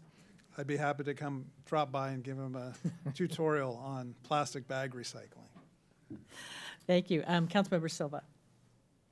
Well, I'll continue on the theme. It's not just the random plastic bags, but for your recyclables, the blue bin, don't put everything in plastic and then put it in the blue bin. And the same thing for the green bin. Organics just go in loose and not in a plastic bag. You can haul it to the container in a plastic bag, but you have to empty it and then dispose of the plastic bag in the black container. So I will continue on the recycling theme because Mountain Shadow Film Society held its 11th annual International Short Film Competition, and among the films, it had 1,000 or more entries, but among the films that it screened and that won a prize was a documentary about a nonprofit in the state of Tennessee that is called Springback, and it recycles mattresses. And it hires the unhoused, men and women in their communities who take the mattresses apart and then they recycle the parts. And this is happening in Utah. It's happening actually in the East Bay area as well. But I think it's just a great play on words, Springback. And the unhoused in this documentary are talking about how their lives have changed. They have skills now, and they have a job, and they have responsibilities, and some of them have become supervisors. So it's really a heartwarming story. The planning has started for the Spring Community Service Day, which will be April 18th, after a successful food drive on September 27th. I want to thank the community for volunteering to help us get it organized and collect a lot of food, and also for those who donated food. And we exceeded our goals. We collected food and monetary contributions that provide for more than 21,000 meals. So a couple of things to note. When you donate food, it turns into a meal, but if you donate $1, it turns into 2 meals, because they're able to use the cash contributions very effectively to be able to procure what's needed at the right prices. So thanks to the community, and money is, you can still donate directly to the food bank. I want to commend Center Rep for their production, their first production this year of the play called Indecent. It's a one-act play that tells the story of censorship and where it conflicts and intersects with art. And it's from the story takes place in the early 1900s to 1923 and right on into World War II. It is the most enthralling play, and it's so unfortunate that it's not continuing, but I want to really commend Center Rep for its production of it. And the next up on Center Rep's repertoire is Woman in Black, which is a thriller. It sounds a little like film noir. I don't know. It looks a little ghosty, and it'll be playing in November, so please consider getting tickets to that. We will be attending the Cal City's annual conference this end of this week, and there is a program tomorrow afternoon on general plan updates and innovative approaches to it, so I look forward to that. And there are also programs on parking, childcare, and its importance in economic development, et cetera. So there should be some great programs. I would also mention that the governor still has not signed a number of bills and is still making his decision on things. And so if we haven't already sent our letters of support on AB 650, AB 996, and XB 346, but I would also mention that I'm hoping we get an update on what AB or SB 707 means to us, because it's a little hard from the generic description. This affects the Brown Act and is an effort to improve transparency, but it looks quite complicated, and it's going to affect us, every city and county, in different ways. And finally, I would mention we're getting a lot of questions about e-bikes and what the rules are, and I know we're having a session on it at the next meeting, but can we be sure that we explain what rules are dictated by the state and how that gets overlaid on our various travel routes? And thank you. Thank you. Councilmember DeFinney? Just on AB 707, we did send in a letter asking the governor to veto it, so we're still waiting to hear on that one. Yeah, he signed it. Okay. He did So sign it. We will bring that back. Right, and we'll provide a memo to the council. We're working on a memo right now regarding. He didn't listen to us. Anyway, Councilmember DeFinney. Thank you. Yeah, I had the pleasure of attending a few nice events these last couple weeks. I was at the East Bay League of Cities Division meeting here in town. We were at the prime rib at the Garden and had a very delicious prime rib dinner there. So if you haven't had a chance to sample that yet, I would recommend it. We Oktoberfest attended and volunteered there, and that was I was there Friday night, and it looked like a great turnout. I assume that continued through the weekend. The Mayor's Conference in Martinez was a nice event, and of course we all were on Broadway which was my first time attending, and I was very impressed with the event. So if you haven't had a chance to attend, I would recommend attending, and also just congratulations to the Leisure Center for 35 years. I also was at a fundraiser gala for the Miles Hall Foundation. They had a golf and dinner. And then on a welcome home note, our kids just returned back the youth ambassadors that just went to Schiafolk, Hungary and Noceto, Italy for 10 days. My son was lucky enough to be one of the kids that was in Noceto, Italy, and he had a fantastic experience. I've been talking it up to the families with the younger kids. So if you have a kid that's in 6th or 5th or 7th grade and has an opportunity to apply for that program, it was an amazing experience for them. And then finally, had been having some conversations with folks in other cities and other counties who have been looking at the e-bike legislation, and it is interesting, and I'm sure we'll hear more about it next week to find out the areas that are under county jurisdiction, like the roads, the state jurisdiction, and then what the cities how they can affect change. So I'll have more input and more to report during our next meeting. Thank you. Mayor Pro Tem. All right. Well, first of all, as liaison to County Connection, there are going to be some Route 4 changes that are going to be coming in January of 2026. So the Route 4 is our free shuttle that's downtown. Sometimes it's a trolley, sometimes it's not, but it is free for all riders. The current route suffers from reliability issues due to multiple left turns in busy intersections and the detour around Broadway Plaza. So the new routing will provide access to the Residence Inn Hotel, the Ignacio Center Office Complex, and Target.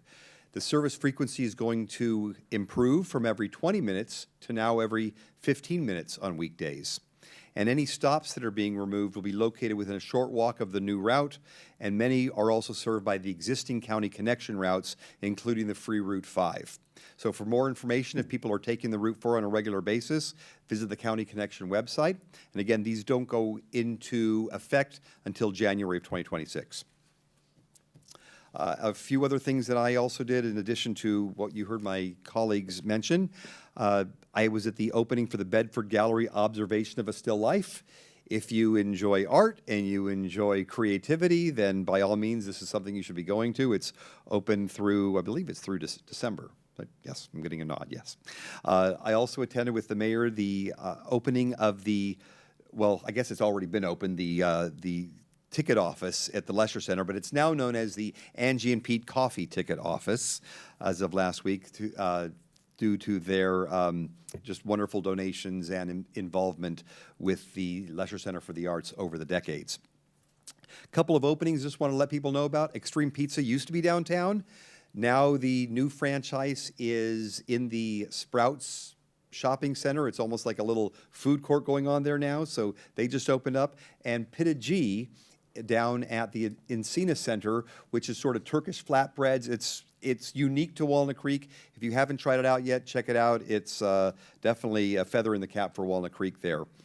I also attended the Coffee with the Cop. Thank you to our Walnut Creek Police Department. That was at Tell Us Coffee last week. Lots of residents came on by. It's always a great opportunity for the residents to come and ask just a police officer or questions that they wouldn't probably stop somebody to ask on the street or don't know how to ask the questions, but I really appreciate our police department being involved in those.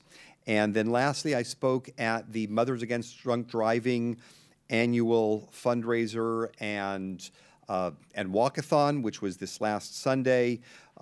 It's just wonderful to see that level of involvement from all the different officers from not just Walnut Creek PD, and again, thank you all for being there, but Alameda Police Department, the Contra Costa Police Department, and CHP.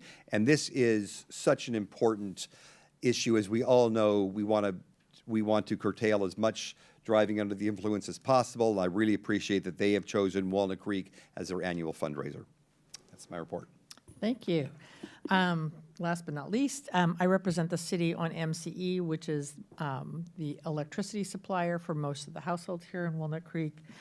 We closed out our books last April, got the audited results. A couple things are going on there. One is energy prices in 2024 were unusually high.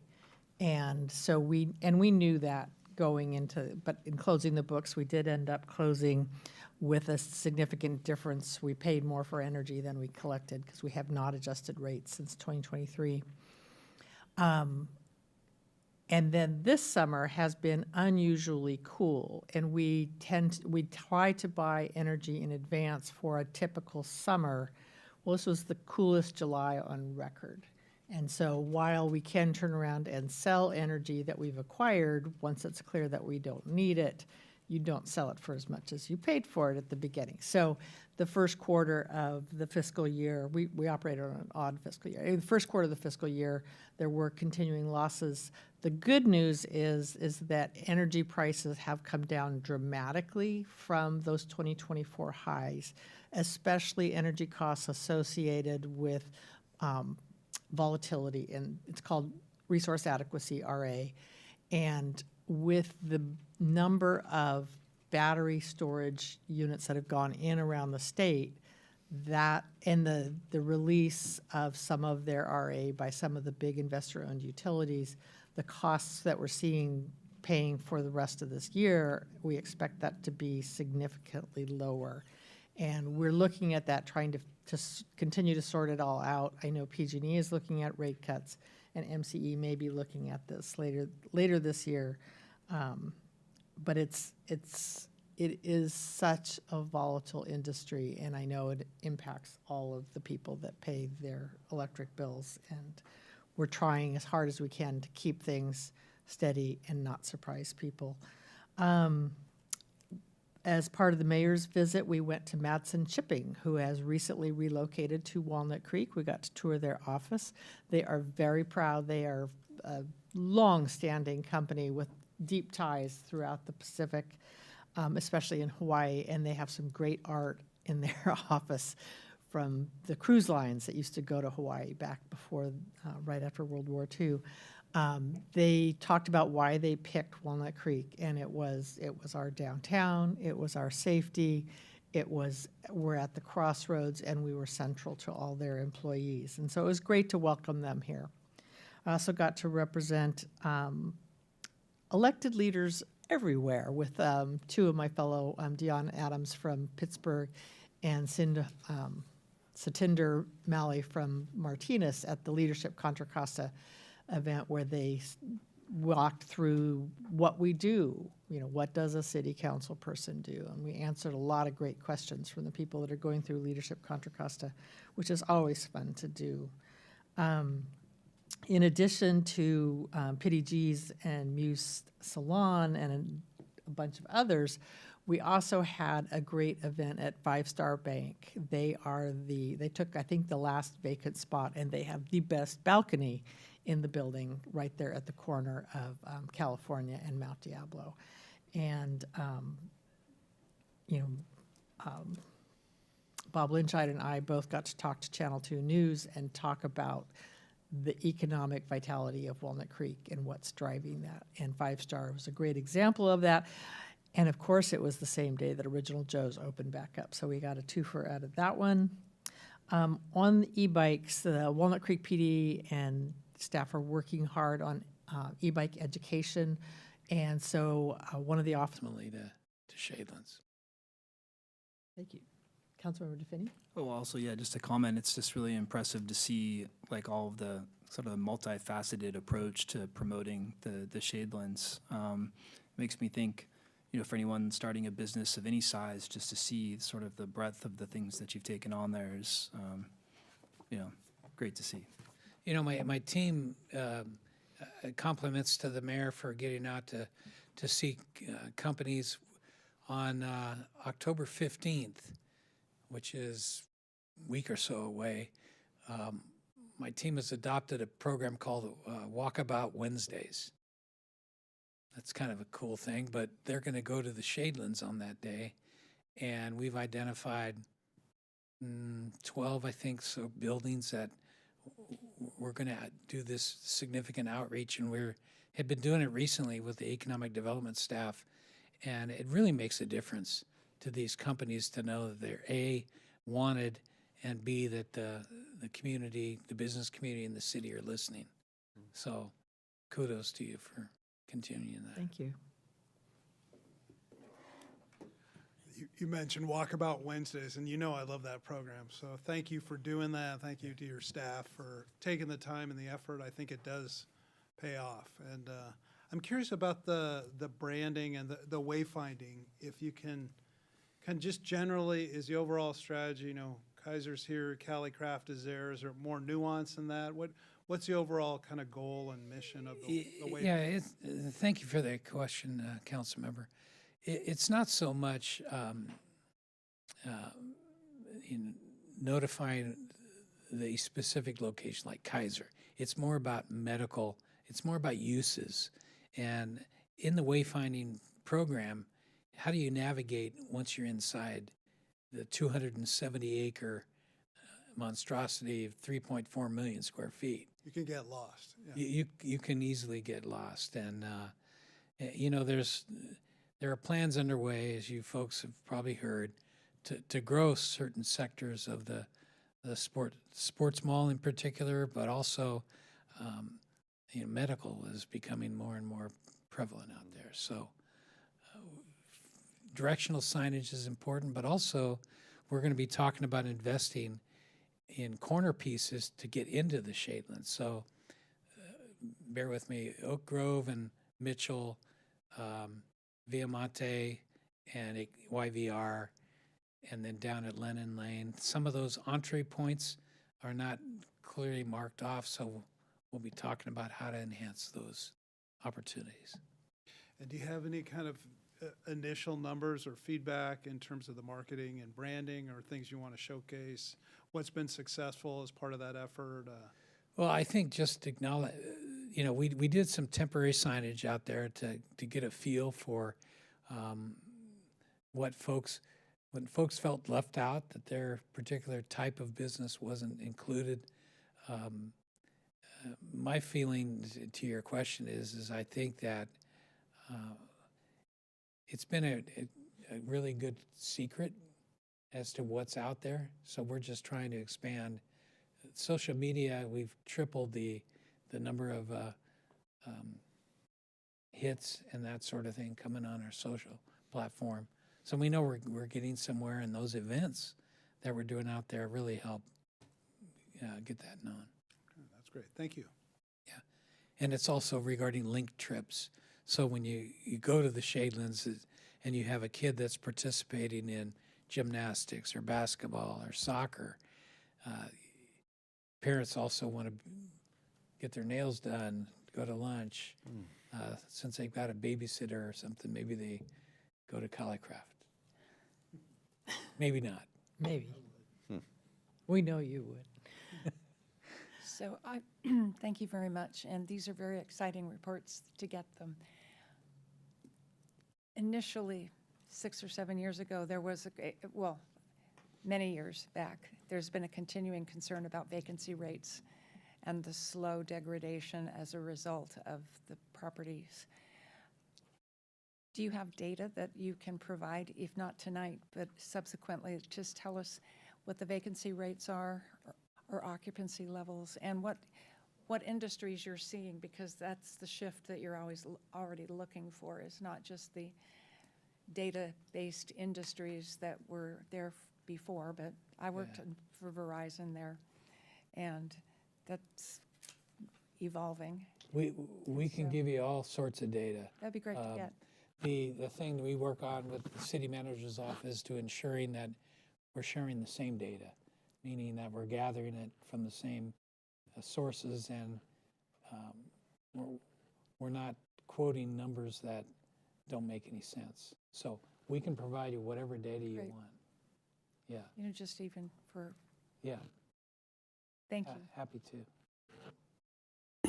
Thank you, Bob. At least 2 of our mayor's visits have been out there, both Joybound, UCSF, Benioff Children's Hospital, and the amount of energy that goes into those, and it has people thinking. I know Joy Band has some ideas on how to spruce things up, and I think it's really been great to see what's going on out there and how it's all working together. So I appreciate all the effort that you guys have put into this. Yeah. And the last comment, I just want to thank the staff in particular for the collaboration that's been really genuine, from Mr. Buckshaw's office to Charles to Mike to Cassava to Erica.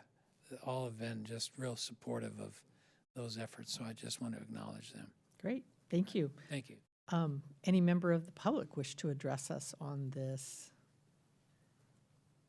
agenda item? All right, we will close it and bring it back up here. Our job here today is move to accept the Shadelands PBID annual report. Oh, I made the motion. Roll call, please. Mayor Darling? Yes. Councilmember Silva? Aye. Councilmember DeVinny? Aye. Councilmember Francois? Aye. Mayor Pro Tem Wilk? Aye. Motion carries. And now you guys have all been very good, and you've earned a break, so we can now take 10 minutes off, and we'll let all the Shadelands folks go home now. So thank you.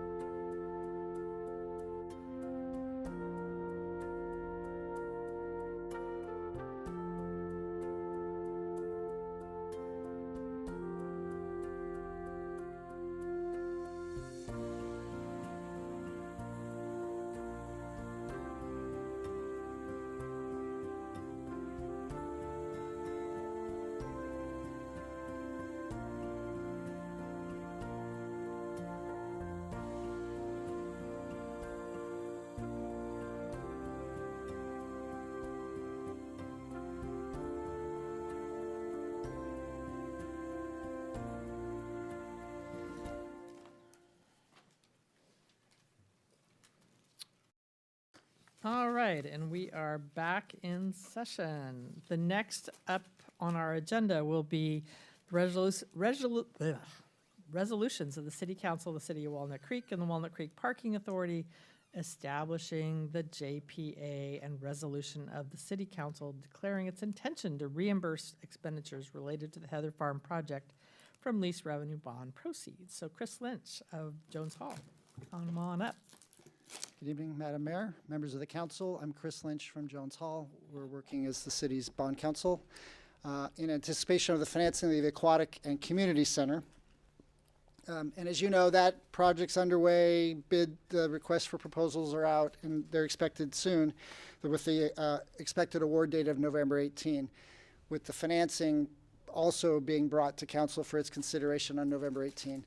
One of the things we wanted to talk about in anticipation of that was a declaration of the intent to reimburse expenditures with tax-exempt bonds.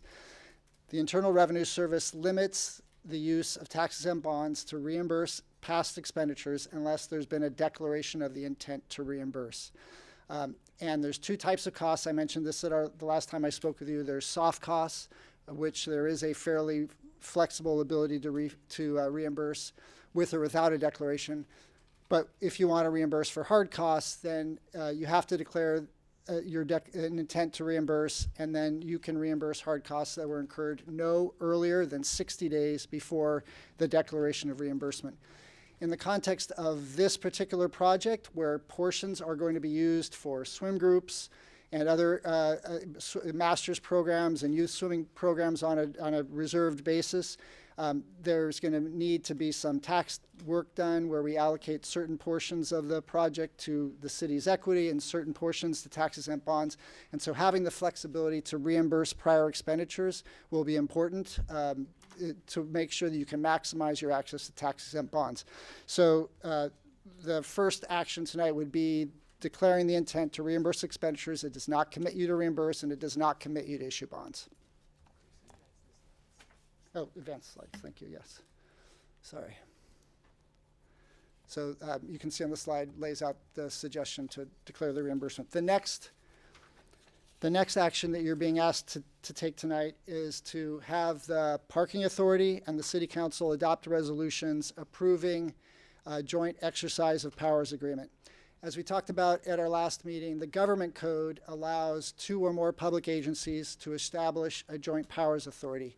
That joint powers authority has 2 types of powers. It can exercise the common powers of its members, and it can exercise certain statutory powers expressly given to it by the government code. In the context of a lease financing, like the city is considering for the Aquatic and Community Center, what's important is that the Joint Powers Authority has the ability to lease real property, which it would have as the exercise of the common powers of the Parking Authority and the city, and that it have the ability to issue lease revenue bonds, which it would have as a statutory power under Article 4 of the JPA law. California cities and counties establish joint powers authorities to help with financings, both enterprise and general fund lease financings as a regular course of conduct. The city has had such an authority, and because of the dissolution of the successor agency, it's necessary to create a new one for this financing. So staff recommends that the city and the Parking Authority approve the joint exercise of power agreement. The agreement would establish the authority. It would appoint the City Council to act as the board of directors. It would appoint certain staff to provide administrative services. For example, the city manager would act as executive director. The city clerk would act as a secretary. And it would also empower the authority to provide assistance with city financings when necessary. So I thought it would be helpful to describe the various players here in the entities involved in this transaction and the roles they would play. So the Parking Authority plays one role only. It is the second party of the joint powers agreement, so you can have a functioning joint powers agreement. After that, it plays no role in the transaction. The city will be a party to the joint powers agreement, and it will, as a way of establishing the financing structure, it will lease an existing city asset to the joint powers authority. Right now, we're talking about that either being City Hall or even perhaps the Lesher Performing Arts Center. Then the city will sublease that asset back from the joint powers authority, and in that sublease, it will agree to pay semi-annual lease payments to the joint powers authority. And then the city will be responsible for drawing on the bond proceeds and constructing the project. The Joint Powers Authority will lease the leased asset from the city in the first part of that leaseback transaction, and it will pay a one-time lease payment to the city, and that's the proceeds of the bonds. Those proceeds of the bonds will be put in the project fund, and the city will draw on those from the trustee as it incurs authorized expenditures of the project. The Joint Powers Authority leases that asset back to the city, and then when it receives the sublease payments from the city, it will use those lease payments to pay debt service on the bonds. The bonds securitize the lease payments being made by the city. So that's the final slide is, one more, sorry. The recommended actions are that first, the City Council move to adopt the resolution of the City of Walnut Creek authorizing the execution of the Joint Powers Agreement and adopting a resolution declaring the intent to reimburse expenditures, and for the Parking Authority to adopt a resolution authorizing the execution of a joint exercise of powers agreement. And I'd be happy to answer any questions. Thank you very much. I know this is a little bit different for us, so I really appreciate the time to make sure it's clear to people. Are there questions? Councilmember Silva. First of all, what train are you trying to catch? Because I don't think I've ever heard anybody present this sorry. as That's inherent, sorry. Yeah. Could you go back to the slide with, maybe it's slide 6 or right there? Let me be sure. So the Parking Authority has no role other than being the mover of money? No, the Parking Authority has one purpose only. Help to form the fund. Just to be the second party of the Joint Powers Agreement. So you may not know the answer to this. Does the Parking Authority have any of its own assets or money? And what was it originally established in the old redevelopment days to build the parking garages that were built with parking money? I believe the latter is correct. Yeah. Okay. So the city and the Parking Authority create this new Joint Powers Authority for financing.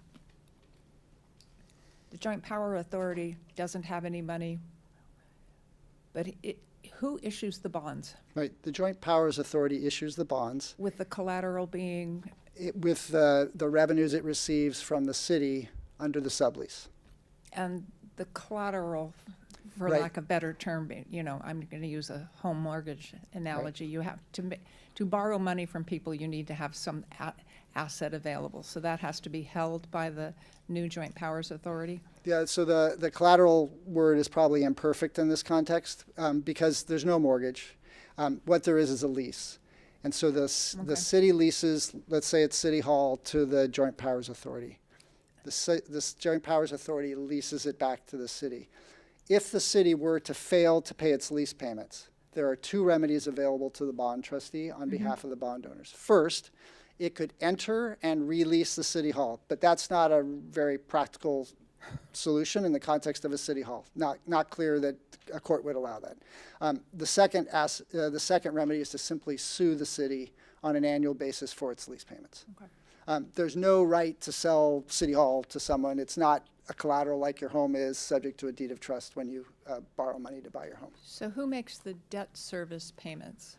So the Joint Powers Authority will make the debt service payments, but it only pays it from one source of funds, and those are the city's semi-annual lease payments made under the sublease agreement. Because the city cannot use those funds that we got from the bonds.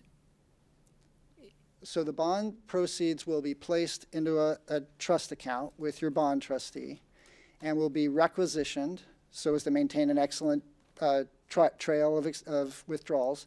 It will be withdrawn for project costs of the Aquatic and Community Center. So periodically, the city will submit a requisition to the trustee for $1 million to pay for, installation of concrete and steel, and that will be kept by the trustee as a record. And this is all because the IRS says that certain entities, we couldn't do this ourselves. So the California Constitution limits the ability of cities, counties, and school districts to commit future year revenues without a 2/3 vote. The lease structure does not involve a commitment of future year revenues. It is an agreement on an annual basis to pay lease payments in consideration for leased asset. if, for example, the city hall was the leased asset and it was destroyed in an earthquake, the city would not be obligated to pay lease payments for it. That would be a debt. So what the financing structure does, it includes insurance, casualty insurance, in an amount sufficient to repair and replace City Hall, and it includes 2 years of rental interruption insurance to make sure that you have enough time to pay your lease payments while it's being constructed. That's how this has been structured, to maintain a high credit quality financing, but maintain consistency with the California Constitution. Okay. Thank you for explaining it again. I know you explained it 3 weeks ago, but it's not easy to read the words and see how the funds are moving around. So thank you. Sure. Thank you. Councilmember Francois? Nope. I just wanted to say for the record, I did go back and watch the presentation that I missed while I was out of town, and so have an understanding of the City Council's role, whether we be acting as the Joint Powers Authority, as the Parking Authority, or as the city. My only real question here, it sounds like the sole combined power that we're looking for between the city and the Parking Authority is the ability to lease. That's the only real power, joint power that we have. That's the common power That's that the authority is going to exercise. It has a statutory power to issue lease revenue bonds to the extent it receives lease payments, but that's a separate power from the city and the Parking Authority. And it's important to understand the way joint powers authorities work. The debts of the Joint Powers Authority are not a debt of its members. So the Joint Powers Authority has an obligation to pay debt service on that bond from one source of funds, from the city's lease payments. It's not a debt of the Parking Authority. It's not a debt of the city. That debt remains with the Parking Authority. That's right. Okay. All right. I am glad that you understand the pictures. And this, like all of these arrangements, I understand them in an ephemeral way at the time the point is being made. So thank you for that. If there are no other questions, I will open it up to any member of the public who might have a question. Seeing no one, I will bring it back up here to the council. And if we have the recommended action up here, if there are any, I personally, I didn't get a chance to say this because I wasn't here last time. This seems as boring and dry as popcorn, but it is really exciting to be on the verge of being ready to issue bonds to build something that we have been hoping to build for almost 20 years now. So I don't want to minimize this by talking about it being as dry as popcorn, but I really appreciate where we are. So. But it's also really important that we get it right.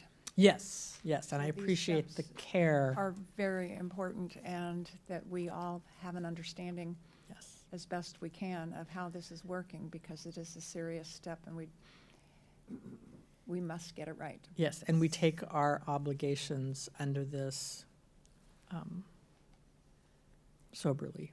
So I'll make the first motion. Move to adopt the resolution of the City Council of the City of Walnut Creek authorizing the execution of a joint exercise of powers agreement for the establishment of the Walnut Creek Joint Powers Financing Authority. I'll second that. Roll call, please. Councilmember Silva? Aye. Mayor Darling? Aye. Councilmember Divini? Aye. Councilmember Francois? Aye. Mayor Pro Tem Walk? Aye. Motion carries unanimously. Keep going. You're on a roll. All right. I move to adopt a resolution of the City Council of the City of Walnut Creek declaring the intention to reimburse expenditures from the proceeds of these lease revenue bonds to be issued by the Walnut Creek Joint Powers Financing Authority. And I will second that. Roll call. Councilmember Silva? Aye. Mayor Darling? Aye. Councilmember Divini? Aye. Councilmember Francois? Aye. Mayor Pro Tem Walk? Aye. Motion carries unanimously. Okay, I'll be the Parking Authority.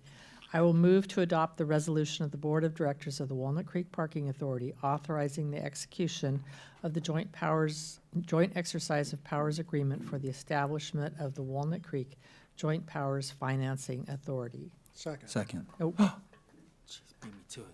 jinx. Matt's it. Mayor Darling? Aye. Councilmember Francois? Aye. Councilmember Divini? Aye. Councilmember Silva? Aye. Mayor Pro Tem Walk? Aye. All right, and with that, we are ready to do stuff.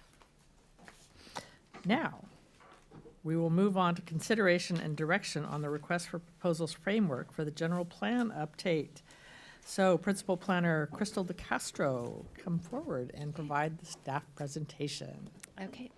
Good evening, Mayor Darling, Pro Tem Wilk, and members of the council.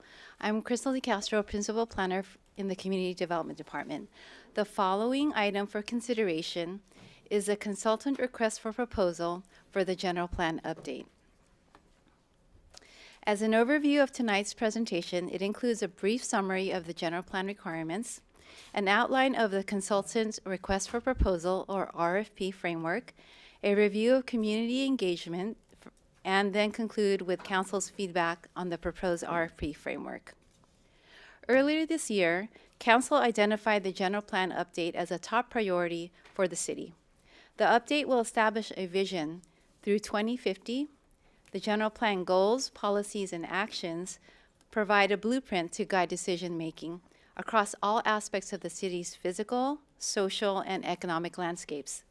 It will reflect the community's evolving vision and values, address emerging priorities, and ensure compliance with the state law.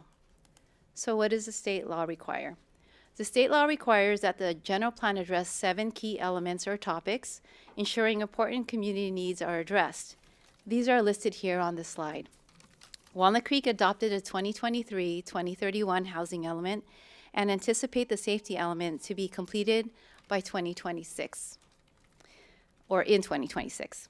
Therefore, the general plan update will focus on the remaining elements. So for most cities, the general plan update only happens every 20 to 30 years, on an average of 4 years to complete. So phase 1 is the launch. It officially begins once we have a consultant on board to launch the process with community conversations. Based on community input and council direction, vision and values are established. Phase 2 is research and analysis. Through research and analysis, data will be collected and technical studies will begin to understand the city's current conditions, covering areas such as inventory of land use, the economy and the environment, transportation, and public safety. Technical studies will look at demographic trends, economic and real estate trends, infrastructure and circulation needs, and GIS mapping will be prepared. Next, phase 3 looks at future scenarios. Scenarios are developed based on community desires, research and analysis, and council direction grounded on the community vision and values. Each scenario will be evaluated for its feasibility and opportunities for successful implementation. Concurrently, an initial study will review potential environmental outcomes. Phase 4 is drafting the plan. The draft plan will identify comprehensive goals, policies, and actions to achieve the vision. A draft environmental document or environmental impact report, also known as the EIR, will formally assess environmental impacts and mitigation measures of the preferred scenario. Both documents will be available for public review and comment. The last phase is adoption and implementation. Both documents will be revised based on feedback that we received. Once finalized and reviewed by the Planning Commission, the general plan and EIR will be certified and adopted by council, which will serve as the city's official roadmap for growth and development. Following adoption, implementation efforts will include updating the zoning code and preparing action plans or amending specific plans as needed to align with the general plan. It's important to highlight that ongoing community engagement and public outreach are consistent throughout the general plan process, ensuring transparency, inclusive participation at every single phase. Given the complexity and the scale of the update, staff is seeking assistance from a qualified consultant team to efficiently and effectively update the general plan.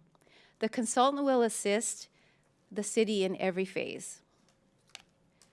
So over the past few months, staff has proactively engaged with the community to obtain preliminary feedback for the general plan update. This included outreach at the Locust Street Festival and initial conversations with the local businesses through the Chamber of Commerce and Walnut Creek Downtown. At the Locust Street Festival, community members shared what they value most about Walnut Creek: its walkability, shopping and dining options, arts and culture, parks, and most importantly, the sense of safety and community. From the initial conversations, staff recognizes the need to update the zoning code to support economic growth and increase business opportunities, which will be considered part of the general plan update. Staff has found that speaking to members of the community and other stakeholders offers greater inclusion, flexibility, and reaches a broader audience. So a key component of the development of the general plan update is a community engagement framework, as it sets the foundation for a successful general plan. It creates an opportunity to plan with the community, not just for the community. It brings voices to the table from residents, local businesses, community organizations, and other stakeholders. It builds shared ownership of the vision and pride in the community. To be effective, engagement must be inclusive, continuous, and meaningful as it defines the city's vision. As we prepare the general plan update, a key early decision is selecting the framework for community engagement. To guide this effort, staff are seeking council's preferred approach to community involvement and engagement. The more traditional approach is a Citizens Advisory Committee. This hierarchical approach would establish a General Plan Advisory Committee, also known as GPAC. Council appointed or invited community members representing various interests by the council. The GPAC would meet regularly throughout the process, serving as a key touch point for input and helping to shape recommendations to the Planning Commission and City Council's consideration. In today's environment, a more modern and inclusive approach, which staff recommends, is a broad-based topical engagement model. This model emphasizes more continuous community participation throughout the planning process by engaging participants on topics they care most about. Rather than relying on a single advisory body, engagement would incorporate a range of creative tools and strategies to support inclusive and iterative participation, such as targeted workshops, meetings, pop-up events, digital platforms, targeted outreach to interest groups and community-based organizations. Study sessions will be held to ensure active engagement with the existing commissions.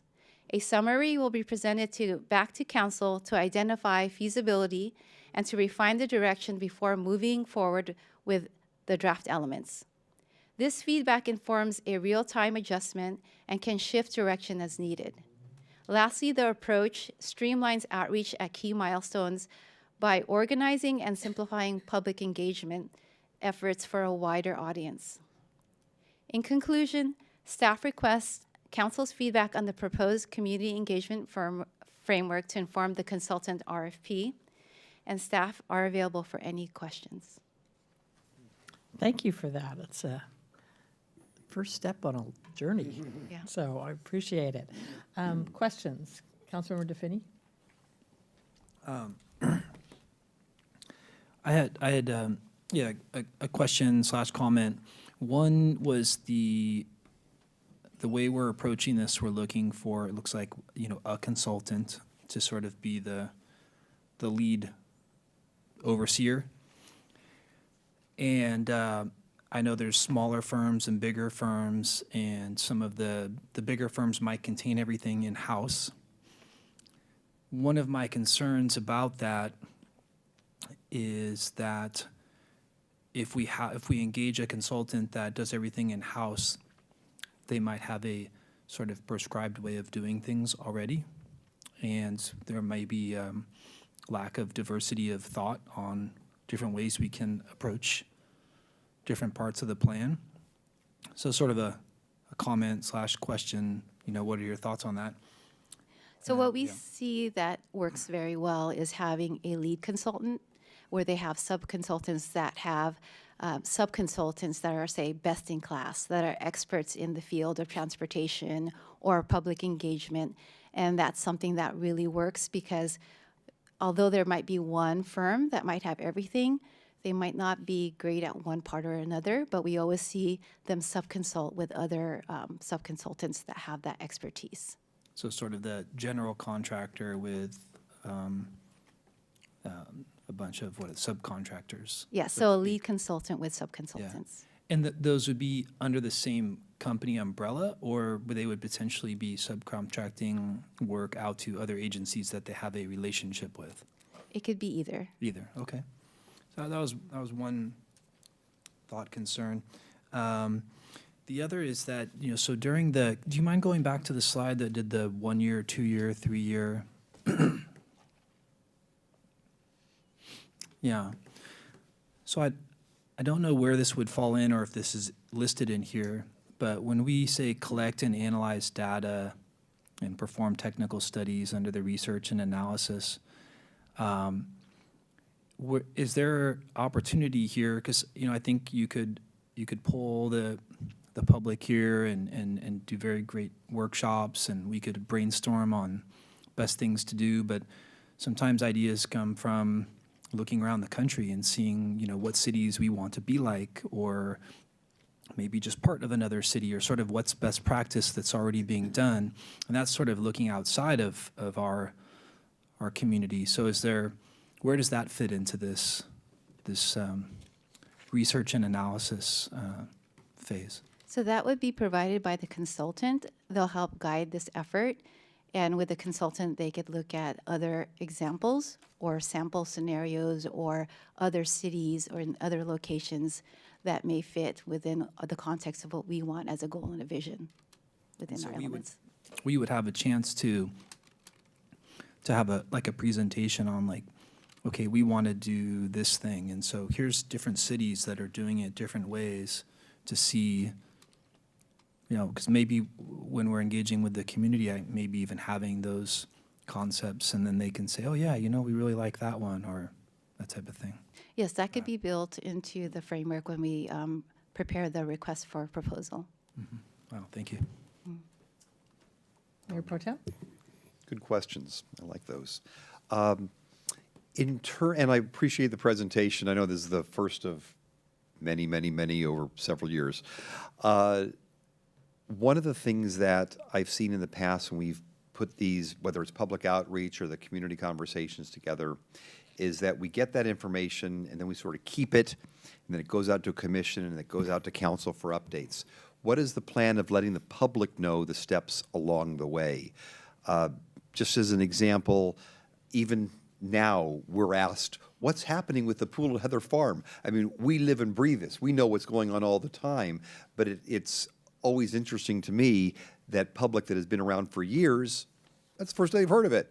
So what is that plan, whether it's using social media or whatever else, to continually let the public know what's happening throughout the process? Exactly, and that's a good point. And what we've learned from talking to other cities is that education is going to follow throughout the process as part of the ongoing community engagement that we have, because it's not only we're preparing a general plan, but we're also educating and informing them of what a general plan is and how important their input is for creating this general plan.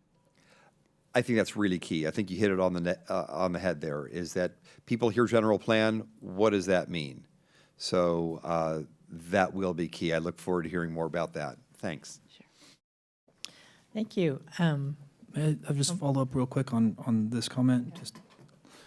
Will there be opportunities to take those public, the interest, and direct them to the different areas in the committee to say, oh yeah, you should really talk to this branch over here because you're interested in this, and give us your input?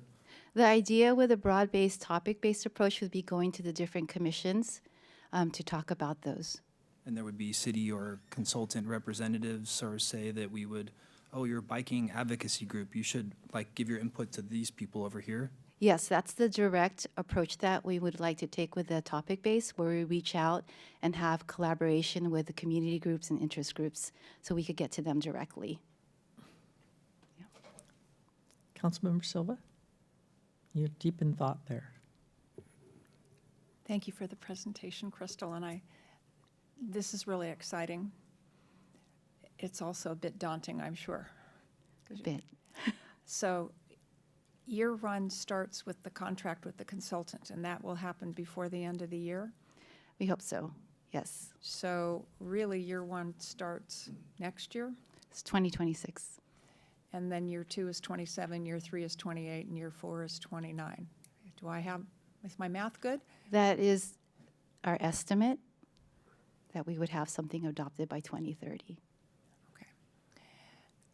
When it comes to research and analysis, gathering data and input, how do we're not going to paint the town white and then start all over again. We're not, clearing and making a greenfield environment for everything.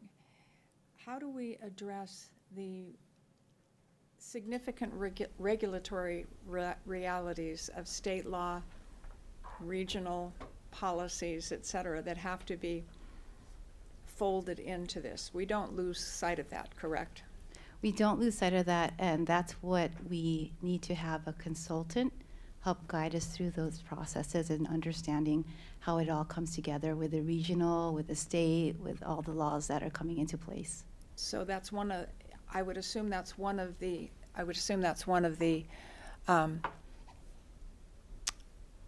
vetting criteria in selecting a consultant, is that someone who's not necessarily married to the Bay Area, but has a good broad understanding of what's going on at the state level with policy, the federal level with policy, and then also the Bay Area. Yes, they would have to understand the comprehensive needs that we need for this general plan.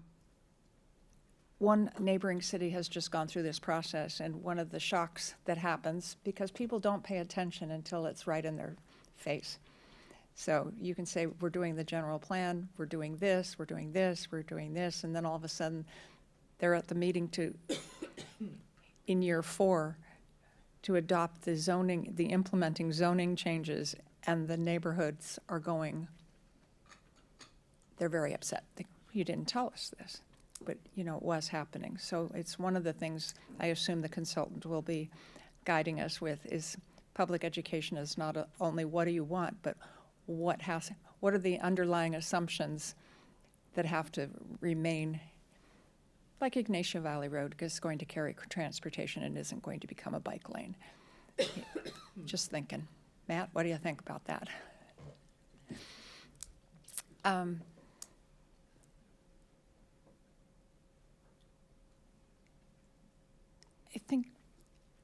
think you've answered my questions. I'm excited about the process and the way to do it, because I think it's more iterative and more engaging, and I don't think it's just going to be meetings, everybody give feedback and then walk away. I think it's going to be an iterative process. Maybe a little like sausage making. Okay, thank you. Yeah, great presentation, Crystal, exciting process. I know that you're asking for our input primarily on the community outreach part. I'm wondering if staff has a thought in terms of, from a timing and staff standpoint, what is the estimate of going the advisory committee route versus the broad-based topical approach? Is it adding, you came up with a recommendation to go the topical approach. Is that because I'm imagining that it'd be a little more efficient and a little less staff intensive to do that form of outreach? Correct. With a advisory committee, we would have to have notices and hearings, and that would take more staff time and resources and may increase the budget. Just as kind of maybe more of a practical example then, so if it's a circulation element issue or topic that you're seeking community input on, first the consultant and staff would go out to the community. And I can tell what you did at Locust Street, and it seemed to work well, because you didn't just ask them, what do you want to see in the next general plan, and get a bunch of blank faces, but it was, what do you love about Walnut Creek? Mm-hmm. And you elicited a lot of good, positive responses that are relevant to the general plan. So you're asking the right questions. But is it on that, there'd be a circulation topic, you do the community input, gather that, and then go to the Transportation Commission and seek let them know what the community said and seek their input on the element? We believe that would be the way to do it, but we do want to have the consultant guide us through that to be more effective. And the commissions would be more like a study session after we collect all the data that's out there. We hope that when we go out there directly to the community organization or interest groups, we get more of an honest feedback rather than having more of a formal meeting through an advisory committee. Okay. But these would be separate meetings, one with the community and then follow up with the Transportation Commission. Exactly. Okay. I wanted to build on your question. Many of these elements are not isolated silos. The circulation element bumps into parks and nature because there are trails, Yes. bike paths, et cetera. So how do you create that environment where it's a little more holistic approach to that? Walkability applies a lot across in a lot of different portions of the elements. We understand that the elements will be intertwined. We're looking at perhaps maybe joint workshops regarding several topics when needed, but we're hoping the consultant can help us through that as well. That's a good point, because I could see that if you get too prescriptive in terms of calling it the transportation element, and just going to the Transportation Commission, really should be focused on walkability or whatever that theme is, like you were talking about. Having been on the Planning Commission when this was coming through 25 years ago or 20 years ago, it was the Planning Commission that had to sort it out, because the impact of having some of the circulation in the circulation element and some was in the nature and open space element, we had to figure out how to make sure it was consistent, and that was an arduous process, which takes a lot more time than if you kind of get it right early on so that you can see the connectivity. I would just add more generically that the taxpayers going to be getting their money's worth out of our advisory commissions and your council over the next few years, because there will be many, many meetings to review this information to cover those exact points that you both made. And if I may add that there's also an ample opportunity, and I would say even an expectation of having joint meetings between commissions to address the very issue that you're talking about. And I appreciate you reaching out early on, kind of with a narrow, kind of seeking our feedback on what other opportunities will there be early on to provide feedback on the structure of the general plan, the organization, if we're going to be focused on specific project areas or focus areas. I know we don't even have the consultant yet, but I'm imagining that'll happen earlier in the process, that there'll be these check-in points on kind of the structure of the plan and the outline of plan. Yes, there would be the check-in points, and we are thinking of doing a little bit of preliminary outreach at Trunk or Treat as well this month. Excellent. And then in terms of timing for the RFP, obviously you need our input on the outreach program, but is that going out this year, early next year? We anticipate it will go out this year, so we can have a consultant on board in 2026. Got it. Okay, thank you.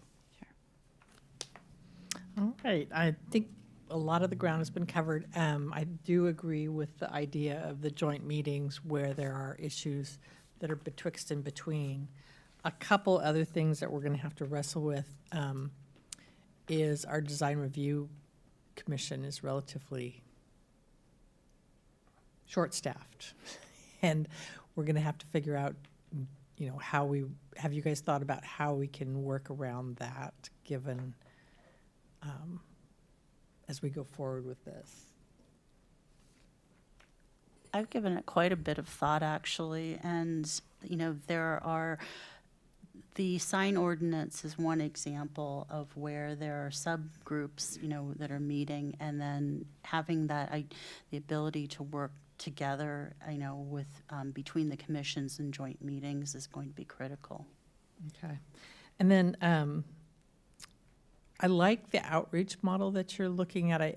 When I first started hearing from people that you could actually do it without an advisory committee, I went out and talked to some people and they said, yeah, you really can.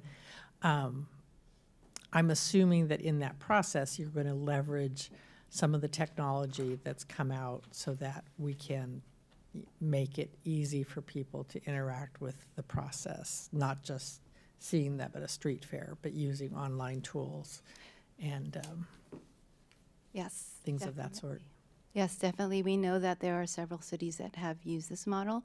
Right, currently, City of Davis, Ojai, and Santa Maria, we know that they have used this type of model. Okay. And then I have been through some planning processes that have gotten derailed and wandered in the wilderness for years. Some which never found the watering hole. But one of the common problems that you have to deal with is creating accountability for early decisions, like visions and values, and articulating how a direction to go in a certain way with visions and values can lead, what kind of outcomes could that lead to, so people understand when they're making those decisions, the ramifications of those decisions. Have you guys thought about that part of things? So we would look at the feasibility, and that's part of the community engagement when we're taking inventory of the existing conditions and looking at scenarios. There is going to be a give and take, so it's not going to be perfect. So that we hope that the consultant can help us through that process to show the feasibility of certain scenarios and the choices that we have. And so when we get to the part where you're asking this council to adopt the vision and values, you can have some input to us on feasibility of, we can't just wipe out Ignacio Valley Road. We those kind of things. It's my favorite one. I know, yeah. There are people that might want to do that. I don't want to do that. Have you thought about ways to document those decision points so that we can hold ourselves accountable to standing behind what the decisions that are made? So if I could offer, one of the things that we need to do as part of this process is to have a very robust website and essentially chronicles all these decisions and so forth, and that has the body of work that as we go through this process, as you just noted in terms of value, vision, values, et cetera, and that all these different pieces, and then the discussions that took place for both the community and the stakeholders, but also amongst the commissions. And so it's, similar to what's up there right now in terms of the process. We'll have a you are here now, as opposed to you might think that you're back at the starting point, but we're really in the middle or toward the end. Yeah, and enough data around that so that people can understand what that means. Because I think it is a good point that there are people that are going to wake up at the end, what? You're doing what? So helping people come along on that. I see you have your hand on the... Yeah, kind of on the fence whether I was going to push the button or not, but I would just emphasize something you hit on, the importance of vision, values, principles, creating objectives that will become more defined as we move throughout the project. Those are extremely important because, as you noted, as we work through the project, there will undoubtedly be dissension in terms of what should be adopted, what should not, and really coming back to those vision, values, principles, and/or objectives to really focus on what is it we are overall trying to achieve to help guide that decision-making. I think that'll be absolutely critical as we go through this for any really high-level project or complex project, coming back to the fundamentals of what is it we are trying to achieve and why can help guide us through those somewhat ambiguous issues at times. Mm-hmm. And my experience has been the more you can articulate why you're choosing a specific value and what you hope to accomplish with that specific value, the more you can inoculate the process against, but you meant, I thought you meant this when you really meant that. And so that'll be it's always a difficult part of this stuff, but, We went through two major processes 10 years ago with the West Downtown and the North Downtown Specific Plan. And the West Downtown Specific Plan suffered a bit and had some bumps in the road and effectively started over. because they never established clear goals and objectives or assumptions about what would change and what was not changing, which is why I make the joke about Ignacio Valley Road, because when we started the North Downtown Specific Plan, we set clear assumptions about what wouldn't change so that everybody knew what the rules were. I mean, this could be as simple as, we will adhere to the urban limit line. I mean, sometimes you have to remind people of what is out there. What are you laughing? Yes, adhering to the urban limit line is a given. Yes. Not eliminating Ignacio Valley Road. Yes. Well, I mean, I just think that too, we're not starting from scratch. There were these plans. In a lot of ways, it's putting these complicated puzzle pieces together consisting of the housing element, the North Downtown Plan, the West Downtown Plan, but also coming in with fresh eyes and saying, okay, that was 10 years ago. And to some extent, it hasn't really launched. Why didn't it launch? What changes and tweaks do we need to make to it as part of the general plan to give it a little bit of a push to get going? I mean, I'll lead off the comments. I think we've already done that, but I'm supportive of the broad-based topical approach for a couple of reasons. I think that given where we are as a community, as a society, as a nation, I think it's really important for people to, as best we can, to get people to come together and talk about their common future and vision of their community. Because regardless of your party affiliation, people love Walnut Creek, and you got that when you went to the Locust Street Festival. And I think if we can provide those opportunities, and there will be several of them, for people to come together and see how much they have in common and talk about their shared vision of the community, that's always a good thing. And I think we talked about modeling behavior, and I think that that's what we want our community to do. And I also think that we get the benefit of the advisory committee through the commissions, that we have those technical, detailed professionals that are providing their input. So we're getting the best of both worlds by doing it that way. And so I'm in favor of the staff recommendation and excited to see this take off and go forth and prosper. Go ahead. I'm in favor of it as well. I thought long and hard about even starting this process again. And part of the reason I could feel myself dragging my feet was because it is very arduous when you do it the way that we've done it 3 times prior to this. Because it's convening committees, and committees have a role, and everybody sits in the back and listens, but they don't really have a dialogue as much. And so this is exciting and dynamic, and the process will be dynamic as well. And if we engage with the community early on and make them feel welcome to offer their input as we guide them into what this input needs to somewhat not be, but what we mean when we say, what do you want to be 50 years from now? Not on the moon. I mean, I don't know. colonize Nevada. I'm not sure. But I think we'll go slow, but we'll end up going faster and more efficiently as well. I'm going to jump in just because I'm the mayor. I can do that. I think I really appreciate the outreach model that you're using. The model of a community advisory group tends to reinforce silos because you pick 2 people who like bicycles, you pick 2 people who like business, you pick 2 people who like parks, and it doesn't encourage the collaboration that we have the technology, we have the appreciation for now. And I like Councilmember DeFinney's idea of bringing in innovation from other areas so that people can help see, okay, if you break out of your silos, here's the kinds of things you can do. So I am in favor of the approach that you guys are taking to outreach. Same. I think that's a good approach on that. Sorry, one other question came up, short one. I think the research and analysis phase is perhaps the most important of all of these. And how do you know when you're done? Like, when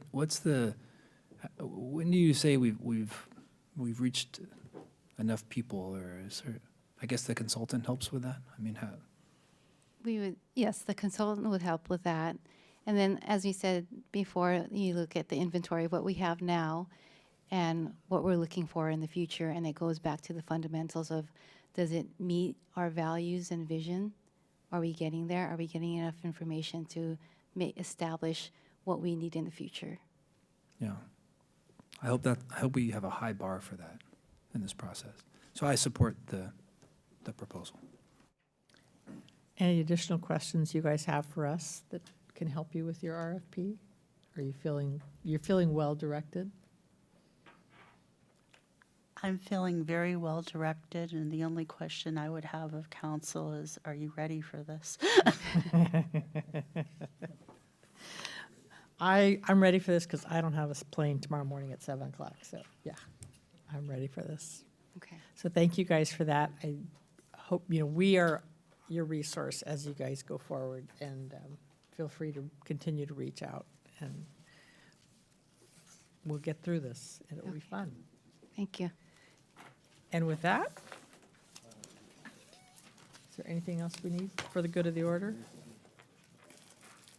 Do we need a motion? No. No. In that case, we are adjourned, and everybody can go home and get to bed.